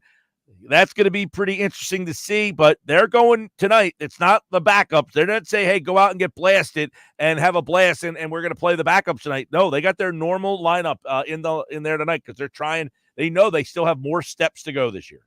Yeah, I'm curious to see how they utilize Austin Hayes, especially coming off injury, right? Like, where are you going to plug him into the lineup? Do you want to take Rojas and his glove out of the lineup? He's been better offensively. He's been fine as the season's progressed. So I don't know if you want to pull Rojas out. Brandon Marsh, I think they're going to stick with their guns and go left field, Marsh, Hayes a little bit. But if Hayes continues to struggle, you're going to have to just keep Marsh out there at this point. So I think for the Phillies, keep with what's been working, right? What has worked? Austin Hayes hasn't really been here. I think Marsh, he's been there, done that before. He's come up with some big hits and big postseason moments. So I wouldn't be that upset if they keep Marsh in the lineup. Well, I'll tell you this. Hayes hitting in the 6 hole tonight is an interesting story for me. I mean, because he's hitting 6 tonight. And is that where he's going to hit? I mean, he's been hitting 9th generally. But he has not hit right-handed pitching very well. The Phillies already made the decision that he's just going to hit in that spot, and Marsh will hit there when it's a right-handed pitcher. So there's 5 games left, but still questions to be answered. I'm a proponent of a Marsh-Hayes platoon in left and Rojas playing every day in center field. Yeah, at this point, I kind of want to leave Rojas out there. That glove is massive to have that in center field and make big catches in the postseason. And we saw Brandon Marsh drop a ball last night. I mean, I'm not trying to be a Debbie Downer, but he did drop a ball last night. Can't have that in the postseason. I know he's been a good defender overall, but that can't happen. So that can't happen. Well, I will say this. To me, if I'm going to, let's say I play Marsh in center and Hayes in left, and I'm going to bat Hayes in the 9 hole. To me, I might as well just play Rojas in center and Marsh in left, because I'll take the speed and the defense of Rojas in the 9 hole over Hayes in the 9 hole. To me, Hayes doesn't offer anything in the 9 hole. He's a lesser defender and doesn't offer the ability to steal a base or beat out an infield single, or if a ball gets into the corner, get a triple. I like the intangibles that in the 9 hole that Rojas offers over the intangibles in the 9 hole that Hayes offers. And then I have Hayes. If they bring a tough lefty in to face Marsh, I have Hayes. I can pinch hit for Marsh later and seamlessly change that. I'd rather that move than somebody would say, well, you can use Rojas for a defensive replacement or to steal a base. That might never come up. But I'll take his defense for the whole game over 1 inning. Right, exactly. If he can save some runs defensively on some pretty hard hit balls in the gap, he could cover gap to gap. That's what you want defensively. And maybe he could get a bunt down. Like if you need Rojas to get a bunt down, get a hit, move a guy over, play a little small ball at times, because that can happen during the postseason. It gets wonky. We know how those games turn out. I would rather have Rojas in there than Hayes. I'm with you. The Hayes thing, the Hayes trade just made zero sense to me. It just really hasn't worked out that much, especially with him getting hurt. I want to see Rojas out there for sure. I am with you on that. Now, you mentioned, the lineup, the hangover lineup today. Most of them are playing. Most of the starters are in today. Alec Boehm, a big one. He usually has a pretty good time in the locker room after the game. How about John Middleton last night? Nugget number 2. John Middleton gets the party started. That was fantastic. He wants his bleeping trophy back. That was amazing. But, Mike, I noticed the playlist that's been going around, they got it from some local guys in Philly, local DJ. Garrett Stubbs got it, the mix that they had. But I got to say, I saw Nick Castellanos and a couple of Phillies when Dancing on My Own came on. I'm just saying, they were playing it and having a good time. They played it in the stadium after the win as well, and people seem to enjoy it. Stop with the bad vibes, people, on social media too. I can't take it anymore, Mike.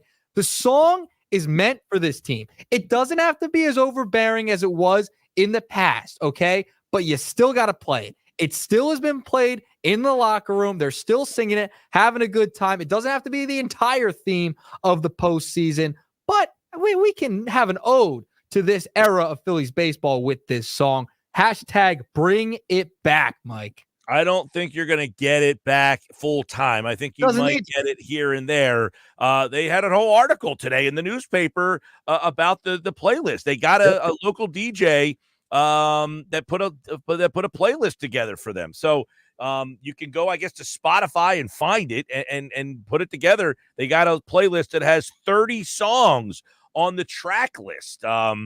They've got Dancing on My Own is number 4 on that track list. You got the Phillies mix intro, Funky Town. Apparently they made all of them very it's none of them are like the regular songs, I guess. They're just kind of like there's different versions of all different genres of song. But Dancing on My Own is on the track list, track number 4.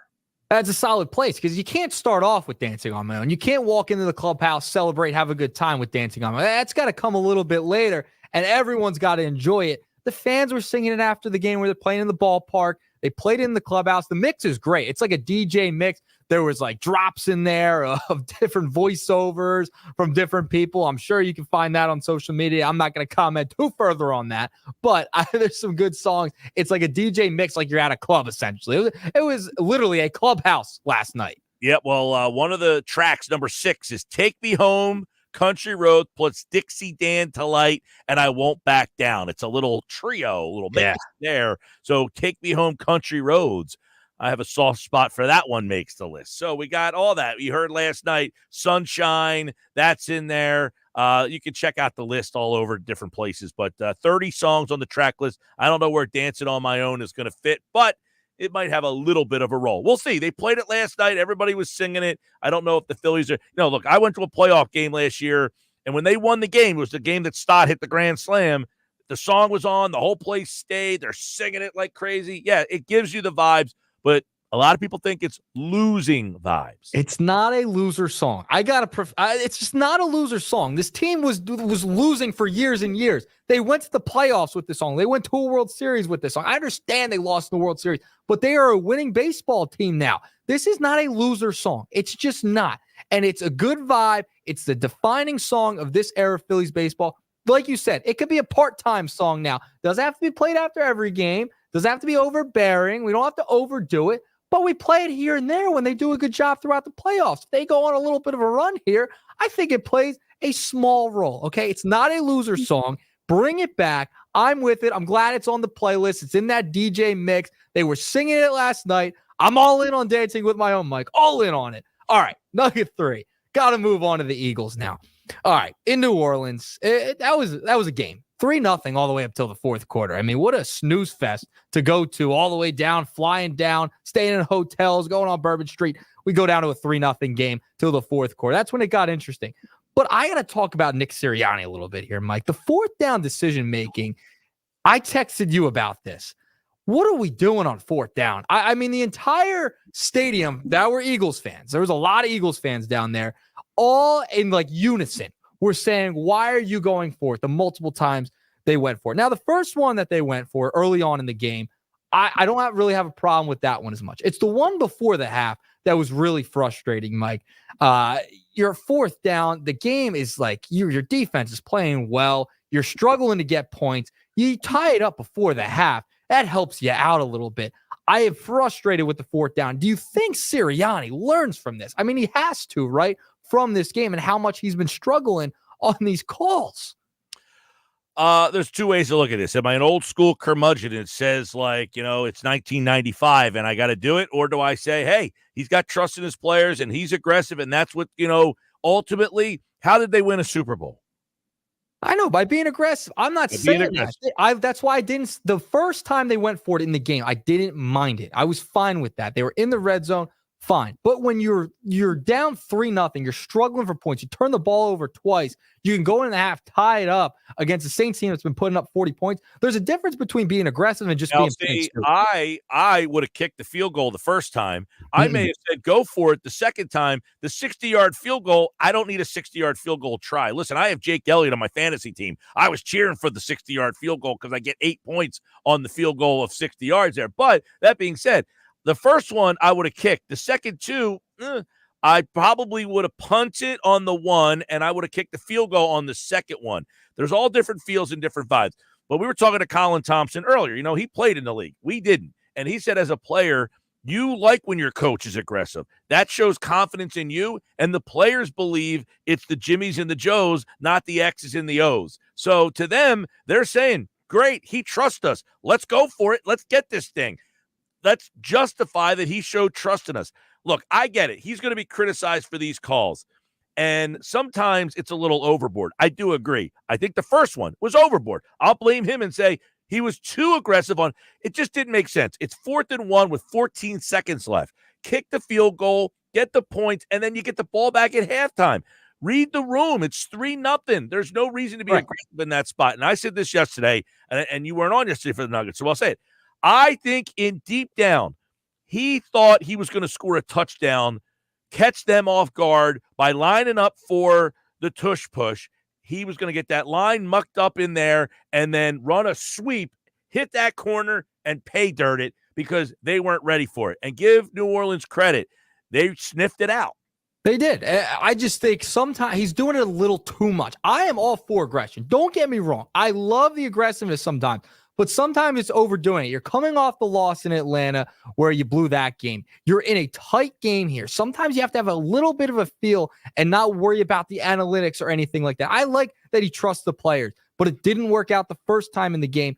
When he's doing it at the half, that's when, right before the half, that's the one he should have kicked the field goal. You want to go in with points. You don't want to leave that many points on the board. The 60-yard field goal, I didn't love it. That one, I might have wanted to go for it a little bit more than going for the field goal there. But the one before the half is really what was frustrating. That call was, I thought, pure insanity because you're leaving points on the board right before the half, and you're getting the ball back after the half. So I thought that could have had some momentum going into the second half. But, you know, I think maybe there could be a question. Is he overcompensated because he's not as involved, or he kind of is involved with the offense as much as he was last year? I don't know. That's just a theory that could be thrown out there.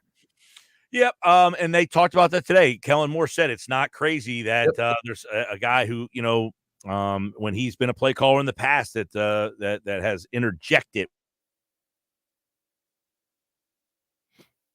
with me. And the week before he said, well, he calls the plays. I mean, so you kind of blurred the lines there, and you don't need the lines being blurred here. We don't need that every single week when that play. You know, it's funny during the broadcast, if you were listening, you were in the stadium, but Joe Davis and Greg Olson, they kept saying, oh man, here comes another decision for him. It just felt like all these decisions kept coming up. 4th down. What are you going to do? You're going to kick or punt? You don't want it every week where you're going to have to answer for those decisions. Yeah, it's every single week. So far this season, he's having these big decisions. He's had to answer for them. And some of the play calling, like you mentioned, Kellen Moore spoke about it today.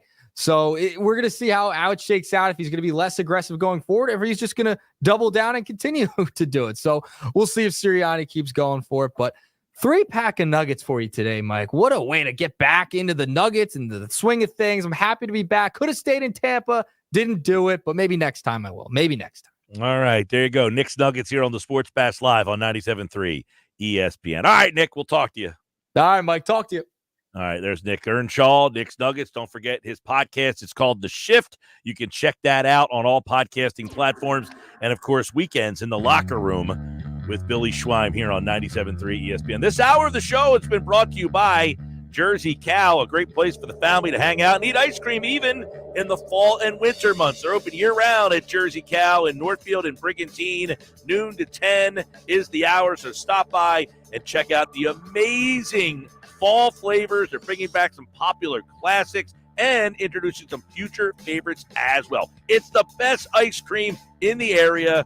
Northfield, Brigantine, Jersey Cal, open every day, all year round. I'm Mike Gill. This is the Sports Bash on 97.3 ESPN. And coming up, one thought. Every game, all the games are in the books. What did Casey Joyner, the football scientist, see? And what does he think about decision-making from one Nick Sirianni? You know we'll get into it all next. One thought, every game on the Sports Bash.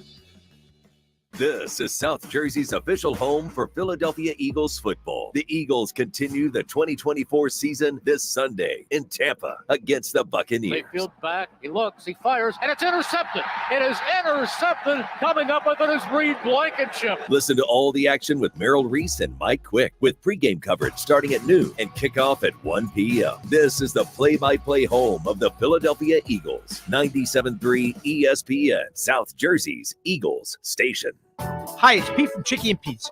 Wrap up your workday with the all-new Chickies and Pete's Happy Hour with unbeatable specials weekdays from 4 to 6 p.m. Enjoy half-price orders of Chickies medium tender wings, one of our tasty and delicious pizzas, or an order of mouth-watering hot, cold, or fried shrimp. Plus $3 domestic bottled beers, $5 Tito's, and $6 seltzers. It's the all-new Happy Hour, weekdays, 4 to 6 p.m., only at Chickies and Pete's. Hi, it's Pete from Chicky and Pete's. Now, for a limited time, it's buy one, get one free snow crab legs every Tuesday and Wednesday. Buy one, get one free, and enjoy the sweet, delicate flavor of snowy white crab meat. Pair it with one of our handcrafted cocktails like the Stoli Vanilla Creamsicle or the Bourbon Peach Sweet Tea. Top it off with Chicky and Pete's world famous crab fries. Buy one, get one free snow crab legs every Tuesday and Wednesday for a limited time. Restrictions apply only at Chickies and Pete's. Febreze. Fabric Talk. Hey, it's me, your couch. Today's my favorite day of the week. Febreze Fabric Spray Day. The occasional deep cleans are nice, but in between, you know I'm needing a refresh. Ooh, here she comes with the Febreze Fabric Spray. Oh yeah, spritz them armrests. Don't be shy. Nothing like a good spray down to get me smelling so fresh and clean. Don't forget my back. Nice. Febreze Fabric Spray. It's just that easy. Now we can both breathe happy. Febreze. La la la la la. Shop Macy's VIP sale starting Thursday. Use your coupon or Macy's card and take an extra 30% off the latest fall trends from designers that rarely go on sale. And save 15% off skincare, makeup, fragrances, and more. Plus, shop fall specials for even more great deals on top brands at Macy's. Savings off regular and already reduced prices. Exclusions apply.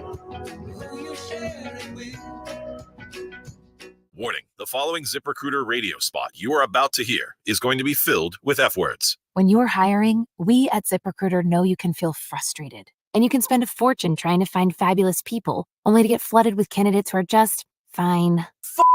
Fortunately, ZipRecruiter figured out how to fix all of that. We find the right people for your roles fast, which is our absolute favorite F word. Just go to ZipRecruiter.com/radio to try ZipRecruiter for free. That's ZipRecruiter.com/radio. You might wonder, John Legend, how do you keep your voice sounding so legendary? Honey. And how do I keep my protection against COVID-19 up to date? With a COVID shot this season, designed for recent variants. You can get your COVID-19 shot when getting your flu shot if you're due for both, as recommended by the CDC. The fresher, the better. Ask your healthcare provider about getting this season's COVID-19 shot when getting your flu shot. Sponsored by Pfizer. When you want experience, go for the best. Pick up the phone and call Dennisville Fence. Fences and decks and outdoor showers made of vinyl, aluminum, and wood. They've been serving you since 1952. You're gonna be the envy of your neighborhood. Are you building a new home or renovating an existing one? As your exclusive South Jersey Active Yards dealer, we make it easy for contractors and homeowners alike to purchase high-quality fencing, railing, and shower enclosure kits. We have glass railing, cable railing, metal railing, and a mile of vinyl T-railing in stock. With materials delivered right to your home or job site, we make it easy to get the products you need when you need them. So start planning your project today. Visit DennisvilleFence.com or our newest location at 229 Shore Road in Summers Point. Again, that's 229 Shore Road in Summers Point. Pick up the phone and call Dennisville Fence. 1-800-499-FENCE. Visit DennisvilleFence.com. It's time to review the top 3 highlights of the day. I'm joined, as always, by my co-anchor, Snoop. Hey, what up, though? Snoop, number 1 has to be getting the new iPhone 16 Pro with Apple Intelligence at T-Mobile. Yeah, you should hustle down to T-Mobile like a dog chasing a squirrel, chasing a nut.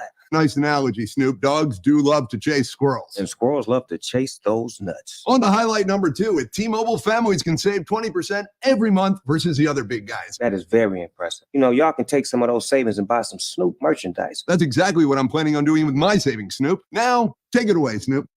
Head to T-Mobile.com and get the new iPhone 16 Pro with Apple Intelligence on them.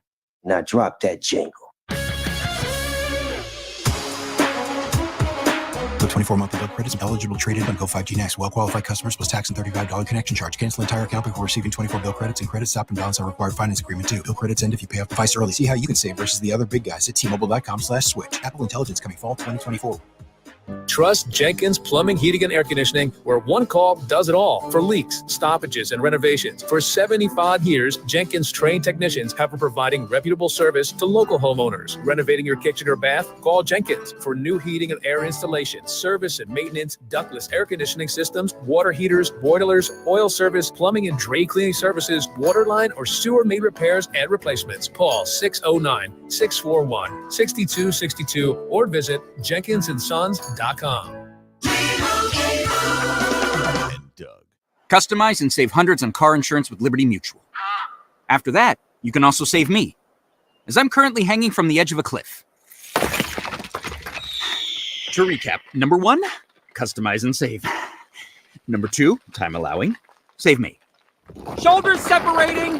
Only pay for what you need at LibertyMutual.com. Savings may vary. Underwritten by Liberty Mutual Insurance Company and affiliates. Excludes Massachusetts. Liberty, liberty, liberty, liberty. Tune in to the Bet365 Play of the Day during the Sports Bash with me, Mike Gill, every weekday afternoon at 5:45 on 97.3 ESPN. Made possible by Bet365. Whatever the moment, it's never ordinary at Bet365. Mom, meet Sarah. From first-time Nana moments. Yeah, welcome to Flight 101. To annual girls trip moments. Your can't-miss moments are worth protecting against RSV. If you're 75 or older or 60 plus with a chronic condition like asthma, COPD, heart disease, or severe diabetes, you're at higher risk of landing in the hospital from RSV. And there are no prescription RSV treatments. Check eligibility and schedule your RSV vaccine at vaxassist.com. So where should we go next? Sponsored by Pfizer. We're going abroad for the first time in years. To Spain. So we started using Babbel. And started learning Spanish fast. With Babbel, you can start having conversations in another language in just 3 weeks. ¿Cómo te llamas? ¿Cómo te llamas? When you learn a language, you want to actually use it. Babbel is designed with that goal in mind. In just 3 weeks, we're starting to have conversations in Spanish. Gracias, Babbel. Babbel, language for life. Now try Babbel for free at Babbel.com. That's Babbel.com. Go to get your game on at the Gallery Bar Book and Games at Ocean Casino Resort. Cheers your favorite drinks while cheering on your favorite team. Get in on the parlay while in the middle of a party. Go for the sports scene and go for the endless screens. Go to the Gallery. Go to the Fanatic Sportsbook. Go for the win at Ocean Casino Resort. For more information, visit theoceanac.com. Must be 21 or older to wager or consume alcohol. Gambling problem? Call 1-800-GAMBLER. Home of the Philadelphia Eagles. They've got him! It's a sack! Sixers. Oh, baby! And Flyers. He scored! 97.3 ESPN. WENJ. WENJ HD. Millville, Atlantic City. A Town Square media station serving all of South Jersey. This is the Sports Bash with Mike Gill on 97.3 ESPN and the 97.3 ESPN free mobile app. Now live from inside the Ocean Casino Resort studio, here's Mike Gill. All right, 5 o'clock, Sports Bash Live, 97.3 ESPN, the 97.3 ESPN free mobile app, streaming live video on the X platform, at Mike Gill Show, on YouTube, at Mike Gill Show. Use the hashtag SB Live. One thought every game. Casey Joyner going to join us from The Athletic. Take a look back at week 3 in the NFL. You know, Casey, affectionately known as the football scientist. He likes analytics. He likes to dive into the percentages. Did he like the percentages that he saw from the Eagles in the decisions on Sunday. You know, one thing today, Kellen Moore said, look, it's normal that there would be somebody kind of interjecting some play calls. He's had it happen before in his time as a play caller in the past. So we take a look at that, and you kind of mix it all together and say, hey, the Eagles won a road game in New Orleans, really banged up. No Lane Johnson, no Mekhi Becton, no A.J. Brown, and then they lost Smith on the final drive, really, and won the game without two of their top three offensive weapons. It was a big game for Goddard. The defense stepped up. Casey Joyner is here from The Athletic with one thought on every game. But, of course, we need more thoughts on this Eagles-Saints game because when we talked on Thursday, we were trying to figure out how they were going to slow this Saints team down. And really, their defense dominated the game, Casey. I think you could say if you're giving out a game ball, I know Goddard had a big day. I know Barkley had a big day. But if Casey Joyner is the head coach and he's got that game ball to hand out, you handing it to the defense or you going someone on the offense? Defense. Absolutely. I think they came into the game of looking at a bunch of different things, a bunch of metrics and tape and stuff. And I think the Eagles came into the game and said, we need to stop Alvin Kamara. That's it. He's got to be. We stop him. Funnel this game through Carr. I know he's played really well. Funnel it through Carr. We're going to stop him. We're going to bring our secondary support down to stop him. We're going to do everything. Everything we do is going to be stop him first, stop the pass second. But don't get foolish against the pass. Don't give up foolish things doing it. Don't overplay for the run. But make sure we bottle him in place. And you start looking at what he did running wise. He's got a few gains here and there. I think he had 2 gains of greater than 10 yards, and they didn't. And his longest game was for I think 13 yards. It wasn't. Yeah, he did not have any breakaway runs. And it really slowed them down. And then you say, okay, well, now can the Saints beat you with Derek Carr? Yeah, okay, I like those odds a heck of a lot better than I do saying you can beat you without Kamara. All right, so defensively, the Eagles kind of figure out a way to bottle them up. They finally got pressure, not from the edges. They didn't blitz a whole heck of a lot. Carter really was a game wrecker. He shows you what kind of difference maker he could be. So if they get that level of Carter, that's a big if every single week. But do you watch this defense and say, okay, there's some potential with this defense? Or is this still a defense that you think week to week will struggle? They're learning the Fangio system. They're playing it a lot better. I'm looking at the numbers on True Media right now. Whenever the Eagles played any type of two-man shell or cover 2 shell, a 2 safety shell, cover 2, cover 4, cover 6, when they played that in this game, Carr goes 8 for 12, completes 2/3 of his passes, 63 yards, 5.3 yards per attempt. He's sacked once, no touchdowns. And the thing is, Chris Olave, 1 target, 1 reception, 9 yards. They threw to Kamara 3 times. That was who they really went to. Kamara, Mason Tipton, Jamal Williams, Cedric Wilson Jr. They counted for nearly all of the targets when they were playing that kind of cover 2 shell. That was their way of saying, we are going to funnel things through, and we're going to make you go somewhere else. We're going to do cover 2 shell. We're taking away the deep stuff. We're going to rotate over to stop Olave. Beat us to somebody else. We're gonna get up to stop the run. And if you decide to pass and take Olave away, now what can you do? And as we found out from the Saints, they don't have a lot of plan Bs if you start to slow down Kamara and Olave on offense. Yeah, Shaheed was on my fantasy team and got me a 0. Thanks a lot. If they're having him on the bench for 2 weeks, popping 20s every single week. Casey Joyner from The Athletic, one thought every game. Obviously, their defense played a large part offensively. Before we get to the decisions, I know Casey, affectionately known as the football scientist, I want to see what you thought on the decisions, but why did the late game there, what did the Eagles, how were they able to get down and score without A.J. Brown and without Devonta Smith? Honestly, when you're talking about it's first off, running the ball. Obviously, I mean, they can get the ball on the ground. That's a big part of who they are, and that's the thing. What's one of the things that impressed me about throughout the whole game is that they said, "Hey, when we have to get down there, we have to. We're going to run the ball. We're going to go ahead and stick with it because you can't just run the ball when things are going well. You got to run the ball when you don't stick with it." But on that drive, I mean, look at it. They've got on the scoring drive. The big thing is, I think they realized also. By the way, I just thought about this. I remember this on the Goddard play. On the Goddard play, they're running the crossers. And what I loved about the play, the design of the play, is normally the big thing you have on offense, you run those crossers like that. They're designed to pick off the defensive player. That's what you're designed to do.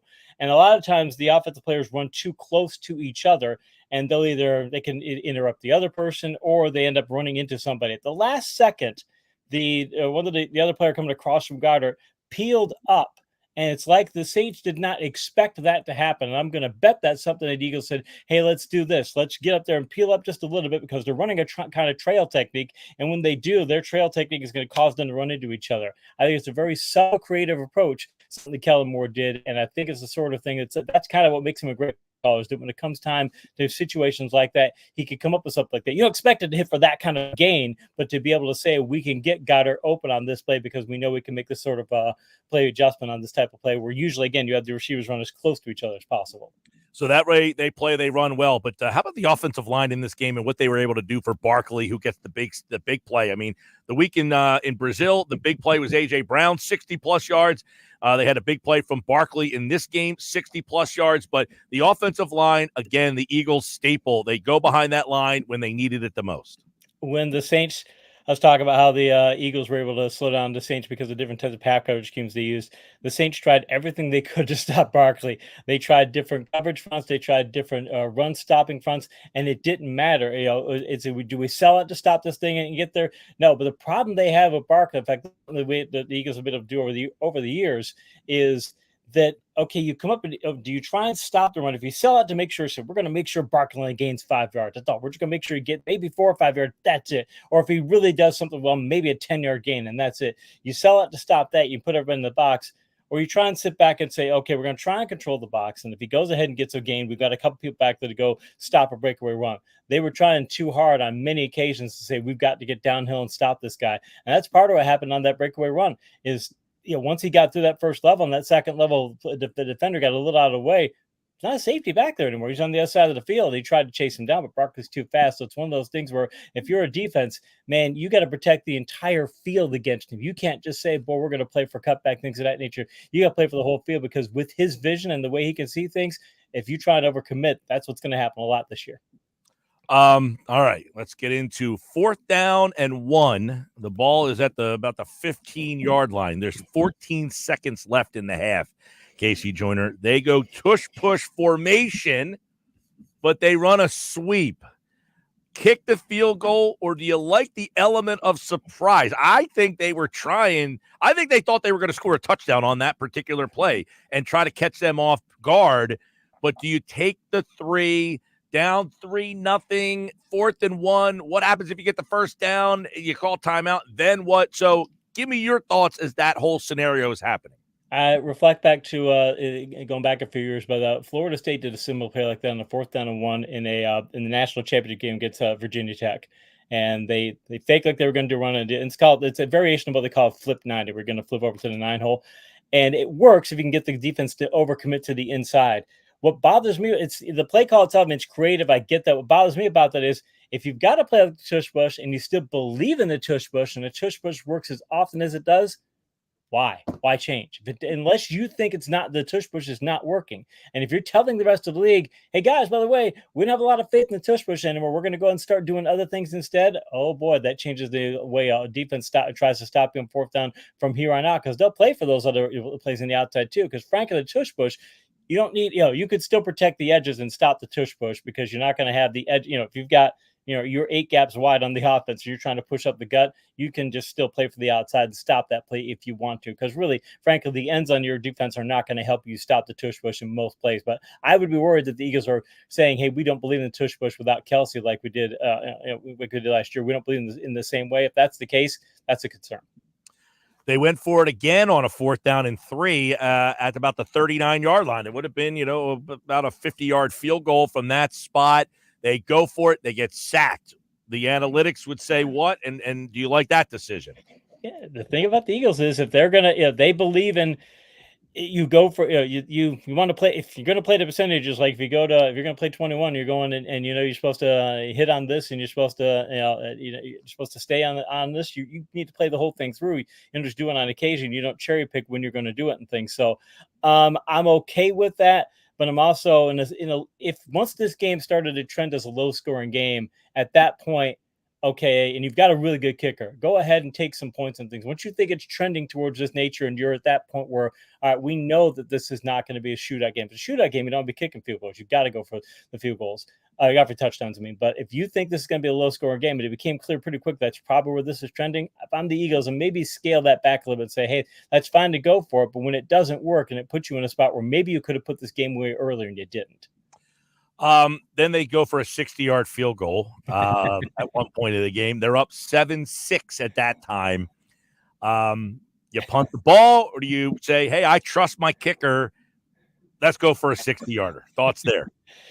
It's indoors. If you think he could do it, we saw 65-yard field goal kick this weekend. I mean, do you trust it? Yeah, you're at the 42, but it's 14-11 too. So it's like, I mean, are you punting there? The thing is, you're up 7-6. You know it's a defensive game. You know it's not going to anything with Kamara. Carr don't look that good. You've been able to slow their offense down. I don't care if it's at the 20. If you only get 22 yards at the pump, pin them down to the 20 and make them drive. Because, I mean, they had to go 50 yards for their touchdown. That's it. I want to make them go 80 yards for their touchdown. Or, if you've got good special teams coverage, the Eagles have been pretty good on special teams from the first couple of games. They're one of the best teams in the league in that. If that's the case, go ahead and get it down to the 8 yards. I'm making for 92. They did get a bunt blocked early. You wonder if that entered their mind. Yeah. But who knows? So those are three things. Sirianni's obviously getting lambasted here locally. So your thoughts on his decisions as a whole? Now, we just went over the three. Last week's decisions against Atlanta, these three, none of them really worked. So overall, how is the team looking at Sirianni making those decisions? I wonder if Sirianni he's got again. We've had this discussion before that there are times when it seems like he wants to be a pass guy, even though he's got a run first team. You want to be a strong pass team and a good run. Bobby Bowden saying can't be a great passing team and a good running team, great running team, good pass team. Can't be great at both. Which do you want to be? I think he still wants to try and be the great passing team, and he still wants to try and be too aggressive. He needs to. He seems to apply the same analytics and same sort of mindset to each game from a strategic sense or from a hey, let's go for it sense. I'd like to see him do more what Bill Parcells would do. And there were times when Bill Parcells, at one time, he had Drew Bledsoe throw 70 passes a game because he thought, hey, we're going to have to get in a shootout in this game. And he's also the guy who won Super Bowl 25. I'd like to see Sirianni go look towards that and then and take that type of Parcells Belichick approach, say what's going to win today. Because sometimes I think they apply that go for it mentality and things. They apply it in situations where, maybe if you just played the percentages a little more instead of trying to push for the big percentage, I think you'd be better off. All right, Casey Joyner here on the Sports Bash from The Athletic. Let's get into one thought. Every game, week 3 is now in the books. You go to the Giants and the Browns. Many people figured, all right, Cleveland at home, the Giants really struggling. And here come the Giants. They go on the road and find a way to win a game. Daniel Jones, Devin Singletary, and the G-Men win it 21-15.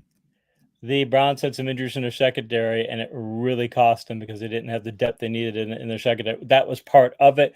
And right now, it comes down to, look, Deshaun Watson is a if you put Deshaun Watson, he doesn't have the running skills to operate the Ravens offense. If you put him in that sort of offense, you want to put him into an RPO offense. You want to make him that sort of player. That's what you want to do. That's not what Stefanski wants. Stefanski's a pro style, power run, go vertical type of team, and I just think that's a bad fit there. And it keeps showing up that, hey, personnel wise, this just is not working out for the Browns, and that's why a team like the Giants, who did not have as much talent, that's why they could beat them. One thought every game, Green Bay with Malik Willis. He beats his old team. Will Levis continues to have some problems, but Willis says to the Tennessee Titans, you picked me, you picked him, you should have kept me, not him. That he did, and Levis, he's just incredibly turnover prone. They're going to have to replace him at some point. You just can't. You put him in the 1970s, you're making a couple of turnovers a game, you might be able to get away with it and stay out there. And in 2024, the way the NFL has changed as far as turnovers go, you can't do that. And think about LaFleur, what he's doing. He finds what Mills can do. He finds what his team can do in the ground game and such. He's an extremely creative problem solver, which is what you want of a head coach. He might be the best. He's one top 5 head coach in the league. One thought every game, Chicago, Indianapolis, you got the number 1 overall pick. You had a high drafted quarterback last year in Anthony Richardson. Williams threw for 363, but somehow that wasn't good enough.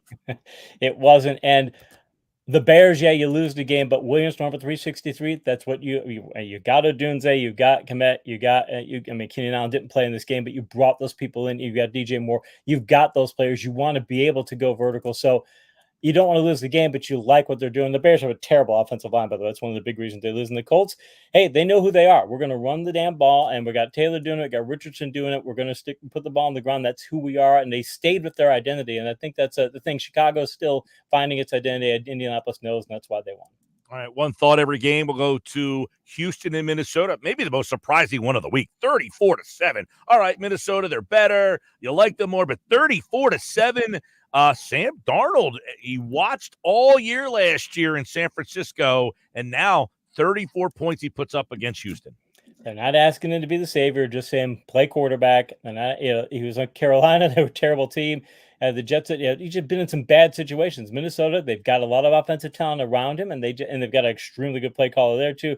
But Brian Flores right now is the story. I mean, 2 weeks in a row, they destroy San Francisco, and Purdy comes out after the game and says that's a fantastic scheme. He's just like amazed at how good it is, and Flores does the same thing to Houston. If he's shutting down these offenses, and those are some of the top offenses in the league, Houston's got Super Bowl potential. One thought. Minnesota's got Super Bowl. Minnesota, yeah. 3-0, Sam Darnold, right? I mean, the big thought was they got some skill guys. They don't have the quarterback. Well, if they have the quarterback, what are they? Possibly they're 3-0, possibly a Super Bowl contender, says Casey Joyner. Let's go to the Chargers. They go to Pittsburgh, two defensive-minded teams, but Justin Fields makes enough plays. Harris has a big game, and Pittsburgh's defense wins out in the battle of these two defenses. Pittsburgh is very good. And Pittsburgh gets in a situation where they always try to get you in a place where you've got to beat our personnel. We're not going to let you beat our scheme. You're going to have to beat our personnel. We're just going to make sure that we get in favorable situations, and we're not going to give you easy plays. You're going to have to drive on us, and that's a tough defense to drive on. Bill Belichick, by the way, just recently said that the Steelers have one of the best quarterback situations in the league because they have Fields and they have a strong veteran backup behind him. Belichick obviously knows a lot what he's talking about. He's a very smart guy. So says something for the Steelers that they know what they have in Fields. They know what they want to be. You're 3 weeks into the season. A lot of teams like the Eagles are still figuring out exactly who they are. The Steelers had no doubt who they were coming into the season, and they knew they could do this sort of thing. But the Chargers, hey, if Herbert's hurt, this is what might happen to him against good teams. Yeah, if that injury lingers, they're going to be in some trouble. One thought every game. We talked about Minnesota being a surprise. They were at home. Tampa was at home and got slaughtered by Denver. Bo Nix gets a win. Tampa's offense didn't show. They didn't show, and that was, I do an MVP thing for an MVP article every week for Gambling.com, and my God, Baker Mayfield has been in the top 10 as far as NFL MVP odds. He was doing that well, but played Washington, and that way we'll talk about them in a minute. He played that defense, and that's why he looked that good. And Denver, Knicks, hey, they just like it. I think Tampa's offense Tampa hasn't been going vertical because they don't want to put their secondary into a bind. Last year, I wrote for the Athletic this week. Baker Mayfield had some of the most. He was like third in the league in vertical pass attempts. He's 29th in vertical attempts per game right now. I think the Bucs just need to understand you guys don't have the kind. You're not going to be able to protect that secondary. You got to get aggressive. You play conservative. This kind of things happen to you. One thought every game. Casey Joyner from the Athletic. We continue on the Sunday slate. Carolina, Vegas. I mean, is this just an example of just put a capable NFL quarterback in there, and Carolina might not be as bad as they showed? It showed that. I think when my son came in after he saw that, he was like, my God, he said Young was the problem. That's the thing. It wasn't just that Young was the problem. It was that the entire team knows that you don't have a quarterback. If the defense thinks, hey, we just don't have a very good quarterback, it's hard for them to sell out and all that. And you start getting into bad situations, or suddenly you're down and you have to play a different style of defense. Once you know you're competitive and your offense can do something, your defense starts to play at a different level, and it affects you psychologically. Give Canales credit for what they did. And then the Raiders, though, by the way, Antonio Pierce saying, yes, some of our players are making business decisions, and we as a coaching staff are going to start making some business decisions. I think it says a lot about the Raiders, because after week 1, we thought that might be the case. And after week 3, it's like, there's problems in Las Vegas. One thought every game. We'll go to Miami and Seattle. Tough read on Miami with the quarterback situation there. They only get 3, but 3-0 Seahawks.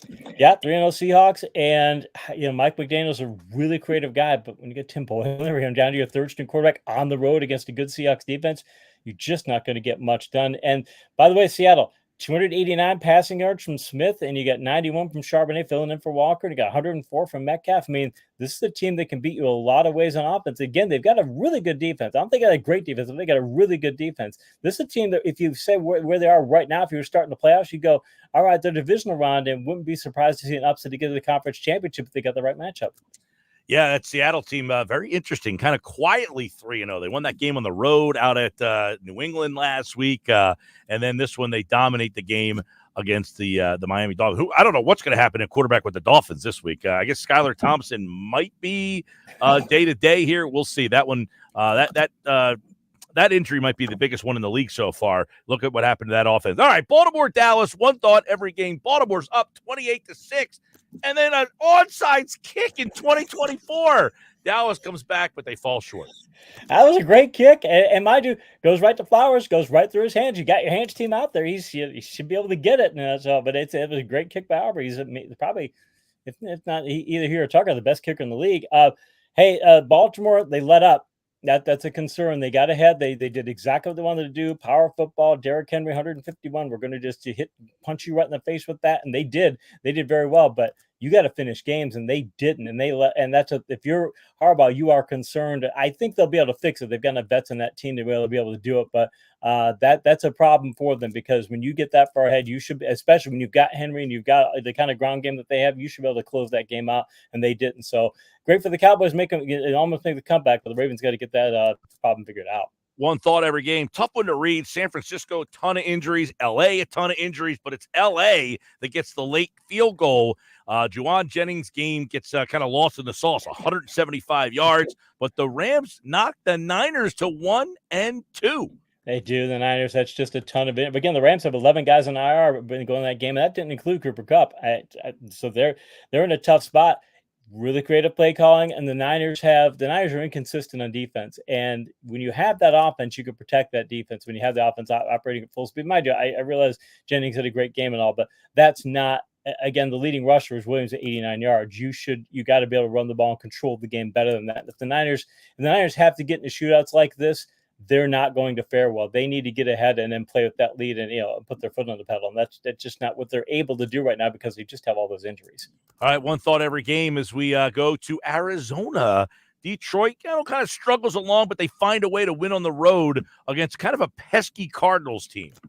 Cardinals, well coached. Cardinals play hard. The Cardinals will fight you, and they got the pass to Harrison. But the thing is, I wrote a couple weeks ago that Harrison, and they got the terrible vertical numbers and said all this stuff.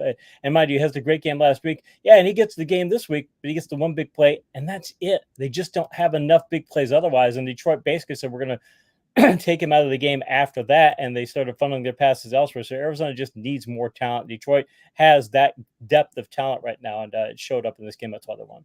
All right, one thought every game. We go to Sunday Night Football, Kansas City. They keep finding ways. Atlanta, hey, what lost the game for Philly against Atlanta the week before, Atlanta did. They went for it on fourth down, didn't get it. Then had a chance to go again. They went for it, didn't get it. They had 6 points left on the board. They lost by 5. Yeah, 6 points left on the board. They didn't go with Bijan Robinson at times, and they should have.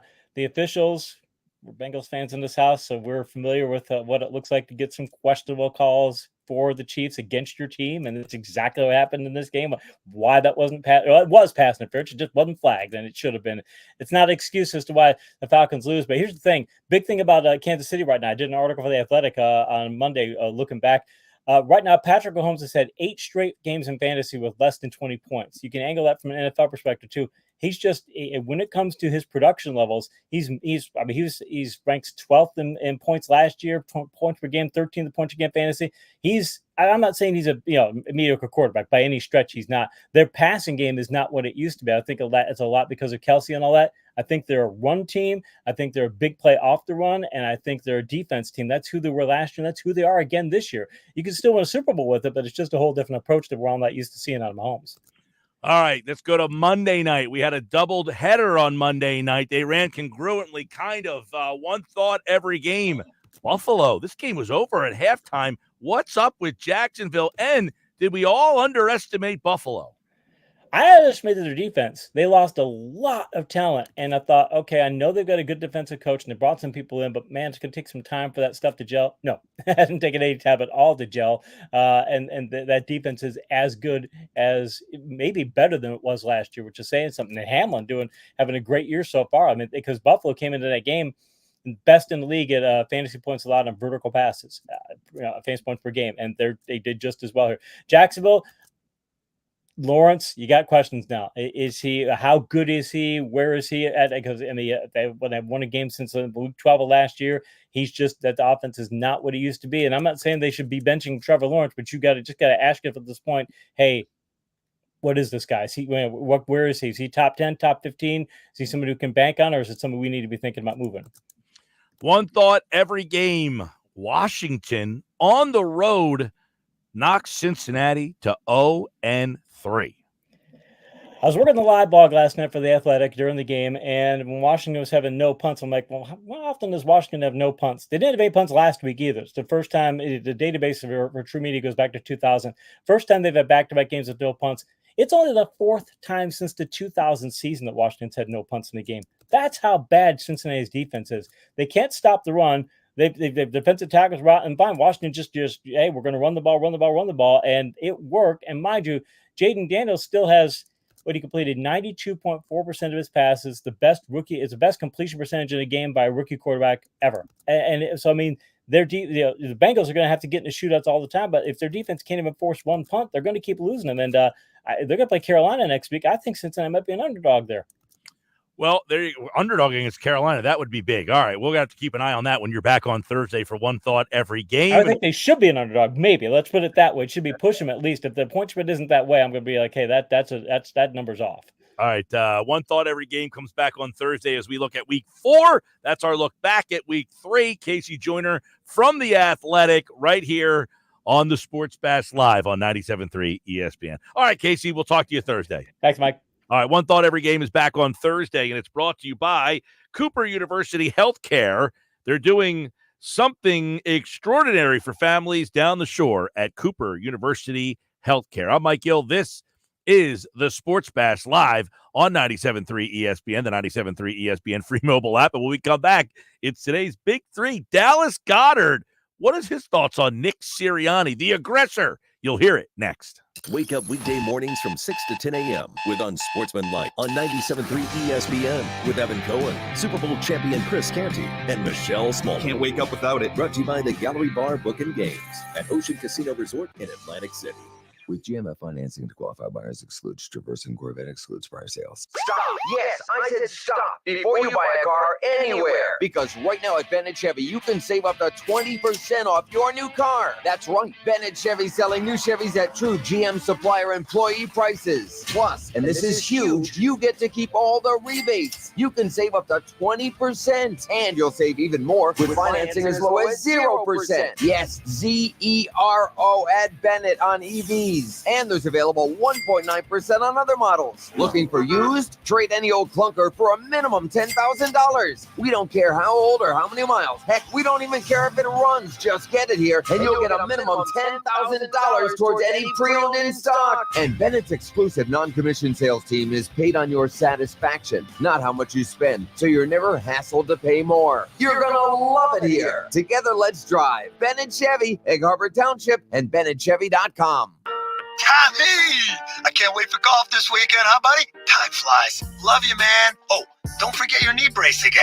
We aren't in college anymore. Moments together matter, so help protect yourself from RSV. If you're 75 or older or 60 plus with a chronic condition like asthma, COPD, heart disease, or severe diabetes, you're at higher risk of landing in the hospital from RSV, and there are no prescription RSV treatments. Check eligibility and schedule your RSV vaccine at vaxassist.com. Sponsored by Pfizer. Go to get your game on at the Gallery Bar Book and Games at Ocean Casino Resort. Cheers your favorite drinks while cheering on your favorite team. Get in on the parlay while in the middle of a party. Go for the sports scene and go for the endless screams. Go to the gallery. Go to the Fanatic Sportsbook. Go for the win at Ocean Casino Resort. For more information, visit theoceanac.com. Must be 21 or older to wager or consume alcohol. Gambling problem? Call 1-800-GAMBLER. Lowe's knows it's easier to make the right calls when you have the right team. That's why our Lowe's Red Vest associates can help with game time decisions. Plus, use in-store mode on the Lowe's app to find what you need. Under pressure at home and want it soon? Order online by 2 p.m. to get it same day. Same day valid on eligible in-stock items and select zip codes only, subject to driver availability. Fees vary based on purchase. Exclusions and more terms apply. See Lowe's.com/same-day delivery for details.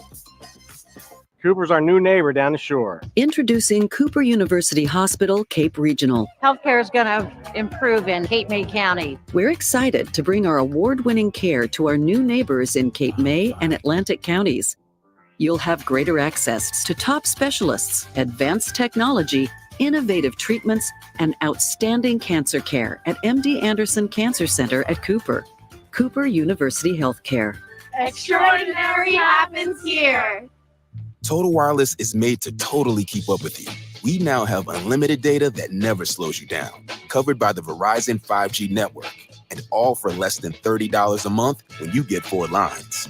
And the best part, we give you a free Samsung Galaxy A54 5G when you switch to the Total 5G Plus Unlimited plan. Visit your local Total Wireless store today. Total Wireless, we're totally with you.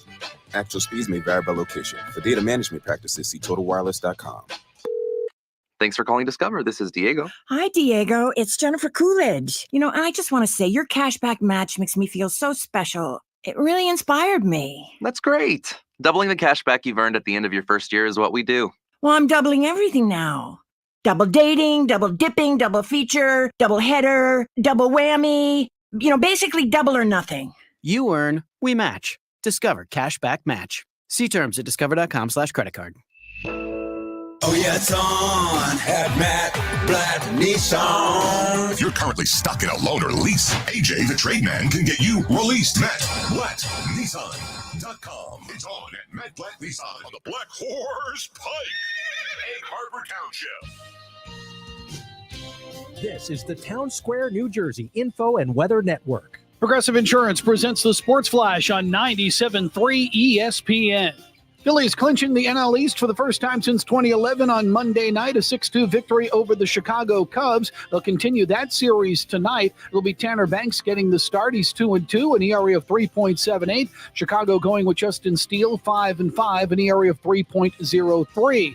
NFL, the Eagles will be in Tampa on Sunday. They'll take on the Buccaneers at Raymond James Stadium. Both teams sitting at 2-2. The Eagles coming off a road win against New Orleans and have been led by running back Saquon Barkley, the former Giant, leading the NFL in rushing. He has 4 TDs this season. Buccaneers led by quarterback Baker Mayfield, 6 touchdown passes. The Flyers lose their preseason contest to the Montreal Canadiens on Monday night 5-0. They'll host the New York Islanders in another exhibition game Thursday.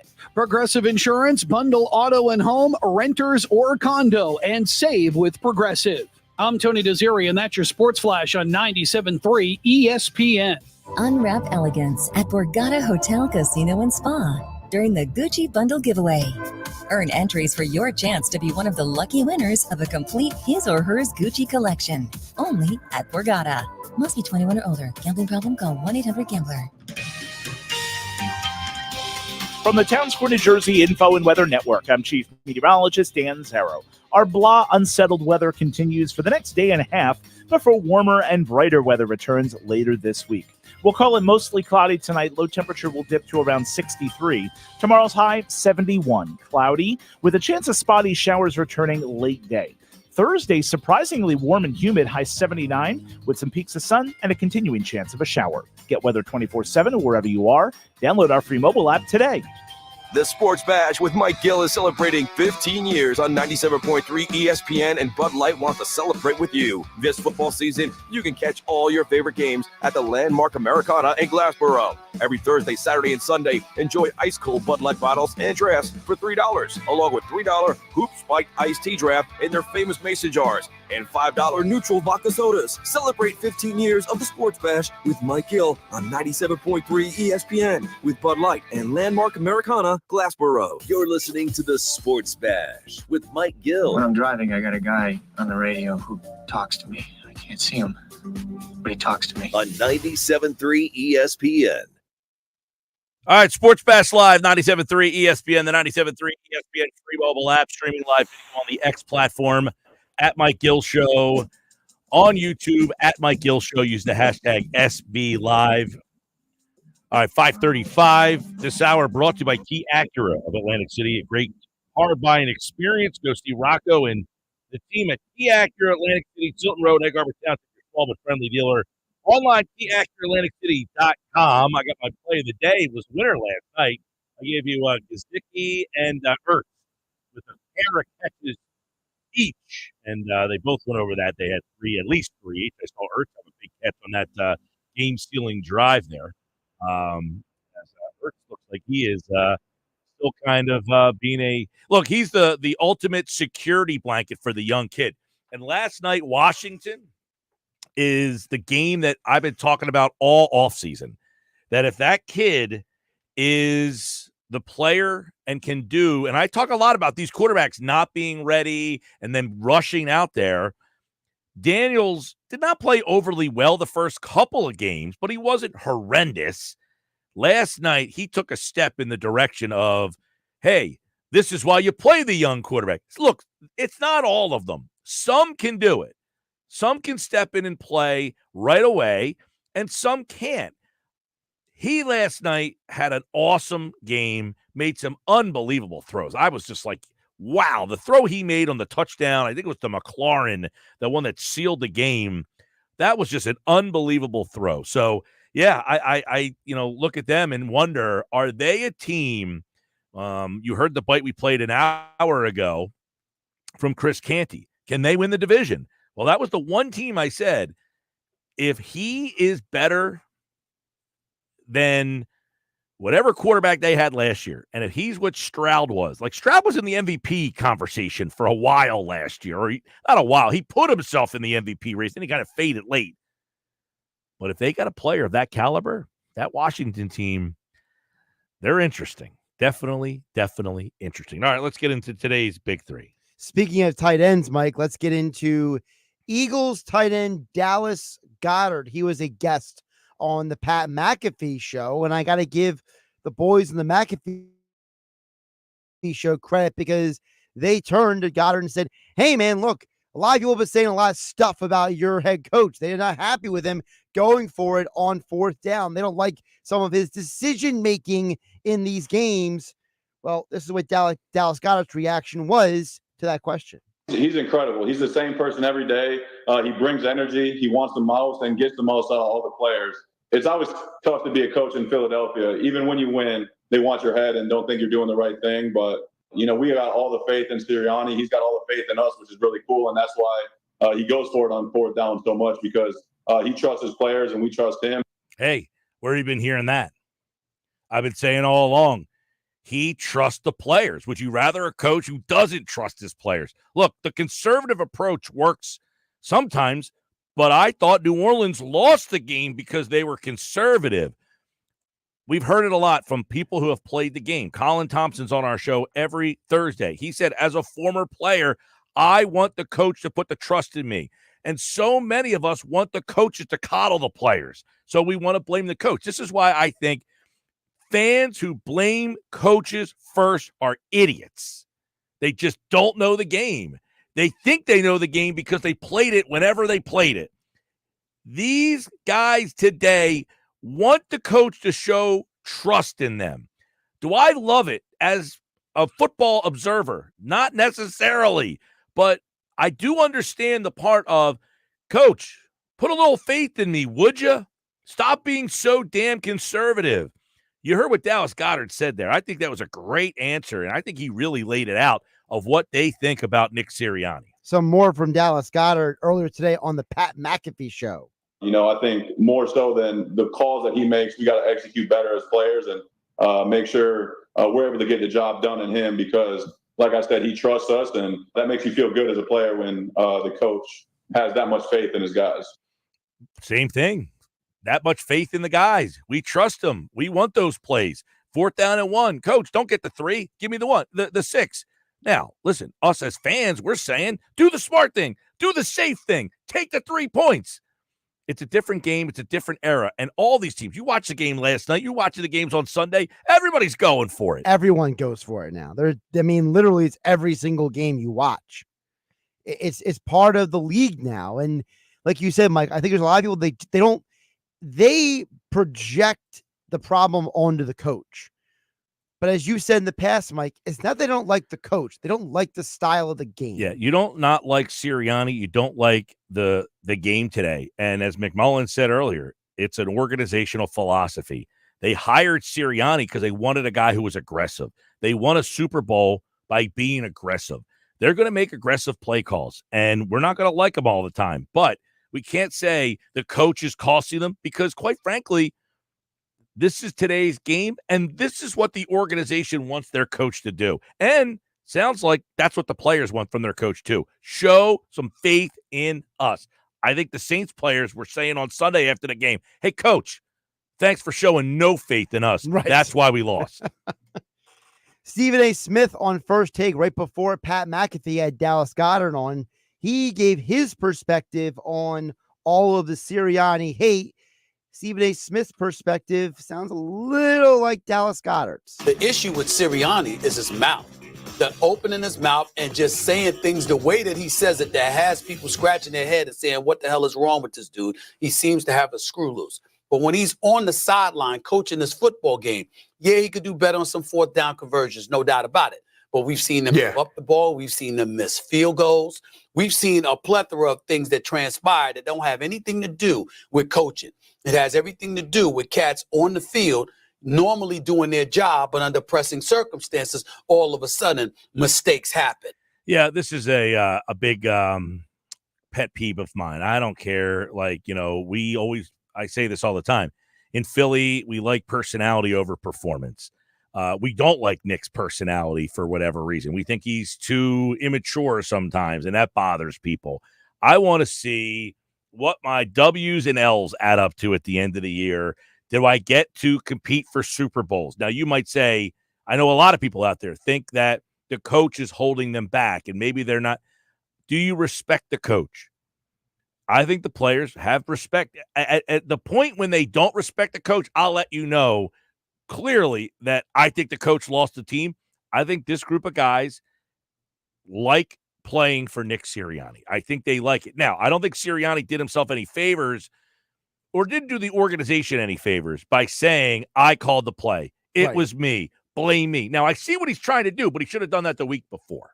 Right. And if you like Stephen A. Smith said, if you want to blame Sirianni for what comes out of his mouth, fine. But what's happening on the field is more important than what comes out of Sirianni's mouth at times. And that kind of gets to what Marcus Spears said on First Take this morning, Mike, because he said that there's a bigger problem the Eagles have than Nick Sirianni. The turnovers are the reason why Philly is in some of these situations in games. And to your point, Stephen A., they one drop away from being 3-0. And look, Sirianni is unconventional. He's been unconventional since his first opening press conference being hired as the coach in Philly. And they went on to play in the Super Bowl. This team is still good. They've overcome turnovers, actually, from Jalen Hurts. But I don't think for 1 second that Sirianni doesn't at least bring something good enough to the table with the Philadelphia Eagles for them to continue to be in contention and be a really good football team. The one thing he's mentioned about the turnovers, a lot of people, it's kind of all-encompassing because some people like to blame the coach for the turnovers as well. Which is hilarious. So Kellen Moore was asked about that today, and he basically squashed that. In fact, he said the turnover wasn't even Hurts' fault. He kind of insinuated that the receiver didn't really run the route the right way. Which is, by the way, what Greg Olsen said during the broadcast. Greg Olsen brought up and said, in a situation like that, the receiver has to attack the ball. And that's usually a pass that would, I forget which, I think it was Clay Harbor I was listening to. Your guy, Clay Harbor, Mike. And he was saying how, it's the receiver's job to attack the ball in the situation, not to let the other player get their hands on the ball first. Yeah, Olsen insinuated that if A.J. Brown, it's a play that they normally run for A.J. Brown, that he kind of would have run through and possibly made the play. Who knows? I don't know. But I do know this. The fumble and the interception, that's a lot of turnovers that they're overcoming. They got to clean them up, though. They absolutely do. And I listen, I think that moving forward, I'm curious to see, do they clean them up, Mike? Because we have one more game before the bye week. So we have one more game that we got to get through. that we are going to have a 4-game sample size to say, hey, are these turnovers just things that happened and mistakes that were made, or are these patterns moving forward? I think we'll start to find out in terms of this week. You're going to see a lot of blitzes. I did see in the game, if you notice, after he fumbled the ball, he did a lot more with the two hands moving forward. I mean, these are things that that Jalen has to start being more cognizant of Yes. like getting chased from the backside and protecting the football there. These throws, when he's going one way and throwing across his body, you got to try to, people just think hey, that's the coach. Yes, you can try to do it in practice and muscle memory. But sometimes, man, in the competitive nature, when it just is, the game is on, it's happening in real time, you fall back on. Yeah, it's hard to sometimes get that out of you. You kind of default to it's like a crutch, Yeah. Some guys, they just have defaults. And I think right now, Jalen needs to break those habits moving forward, because guess what? He didn't have these problems in 2022. The turnovers became a problem last year, and they're starting off as a problem this year. Mike, that's a big 3 for today. By the way, former Eagle defensive tackle Javon Hargrave, tricep tear, out for the season. Another injury for San Francisco. I said earlier this year, San Francisco, to me, had this weird feel about them with all the stuff that was going on there. You wonder if it's just that year for them, where the injuries, and it's just, we talked about this. I brought that stat up earlier about teams that went to the Super Bowl one year and how infrequently they make it back to the Super Bowl. Are the 49ers kind of going down that road where the Super Bowl last year, they just, and I don't know. I mean, the injuries, when are they going to start getting some of these guys back? When is Debo back? McCaffrey is going to Germany or something? Yeah, he's going to see a specialist, because apparently it's the tendonitis in his calf and Achilles is not healing properly. All right, Sports Bash Live, 97.3 ESPN, the 97.3 ESPN free mobile app, getting ready to wrap up tonight's show. We'll do it coming up next. You're listening to the Sports Bash with Mike Gill. Never thought this radio stunt would catch on so big. On 97.3 ESPN. 97.3 ESPN has teamed up with Seize the Deal for incredible weekly offers from some fantastic local restaurants. Here's this week's big deal. Get a $50 gift card good for use at La Fontana Coast in Sea Isle City for just $25. Get this great deal starting Friday at 9 a.m. at seizethedeal.com. Hurry, chances are this deal will sell quickly. For more info on this great deal, go to seizethedeal.com. What's wrong? My travel rewards card didn't earn enough miles for my vacation. Are you crying? Are you crying because of that other credit card? Uh-huh. Well, switch to the Capital One Venture card. Venture lets you redeem miles on any travel purchase. Really? Yep, and you earn unlimited double miles on every purchase every single day. The Capital One Venture card. What's in your wallet? Terms apply. See CapitalOne.com for details.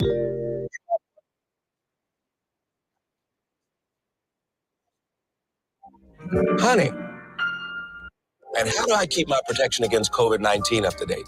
With a COVID shot this season, designed for recent variants. You can get your COVID-19 shot when getting your flu shot if you're due for both, as recommended by the CDC. The fresher, the better. Ask your healthcare provider about getting this season's COVID-19 shot when getting your flu shot. Sponsored by Pfizer. Oh, yeah, it's on at Matt Blatt Nissan. New 2024 Nissan Rogue S. 0 down and 2.9% financing for 60 months. But when they're gone, they're gone. Have a trade? Bring it to AJ the Trade Man. He's paying cash. Lots of cash. Up to 120% more cash than KBB fair market value. Then drive home in your new 2025 Matt Blatt Nissan Kicks. Just $299 per month lease with 0 security deposits. And every new Matt Blatt Nissan comes with our 4-day love it or leave it return policy. Have a job clearing $450 per week at Matt Blatt Nissan? You're virtually approved today. with 0 down and low 2.9% financing. MetLetNissan.com. On approved Tier 1 credit for NEMAC. Negative equity will be refinanced into new vehicle plus tax tag and $589 doc fee. Offers can't be combined. Call 877-289-6670 or go to MetLetNissan.com for complete details. 24 months, 10,000 miles, $27.99 due through NEMAC. VIN RC 738396. MSRP 31,115. Offer ends 9/30/2024. It's on at MetLet Nissan on the Black Horse Pike, Egg Harbor Township. Now your ideas don't have to wait. Now they have everything they need to come to life. Dell Technologies and Intel are creating technology that loves ideas, loves expanding your business, evolving your passions. We push what technology can do, so great ideas can happen right now. Find out how to bring your ideas to life at Dell.com. Welcome to now.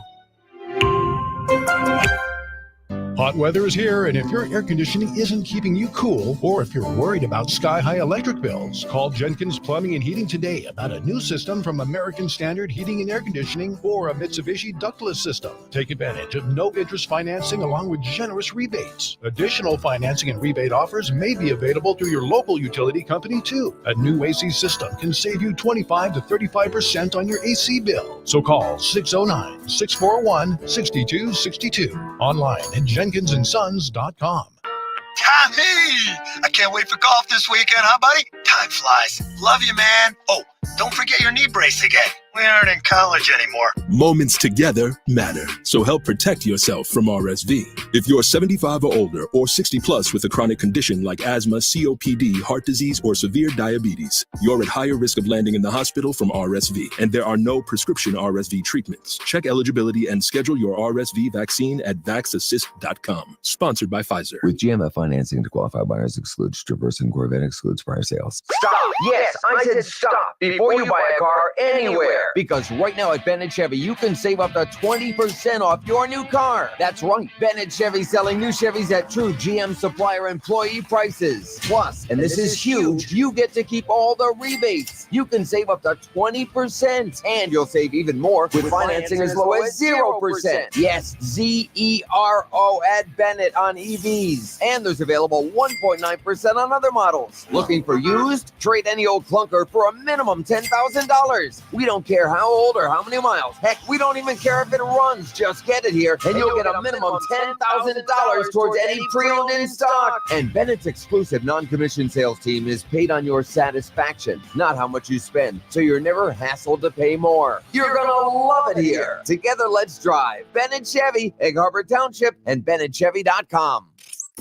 You're listening to The Sports Bash with Mike Gill on 97.3 ESPN and the free mobile app.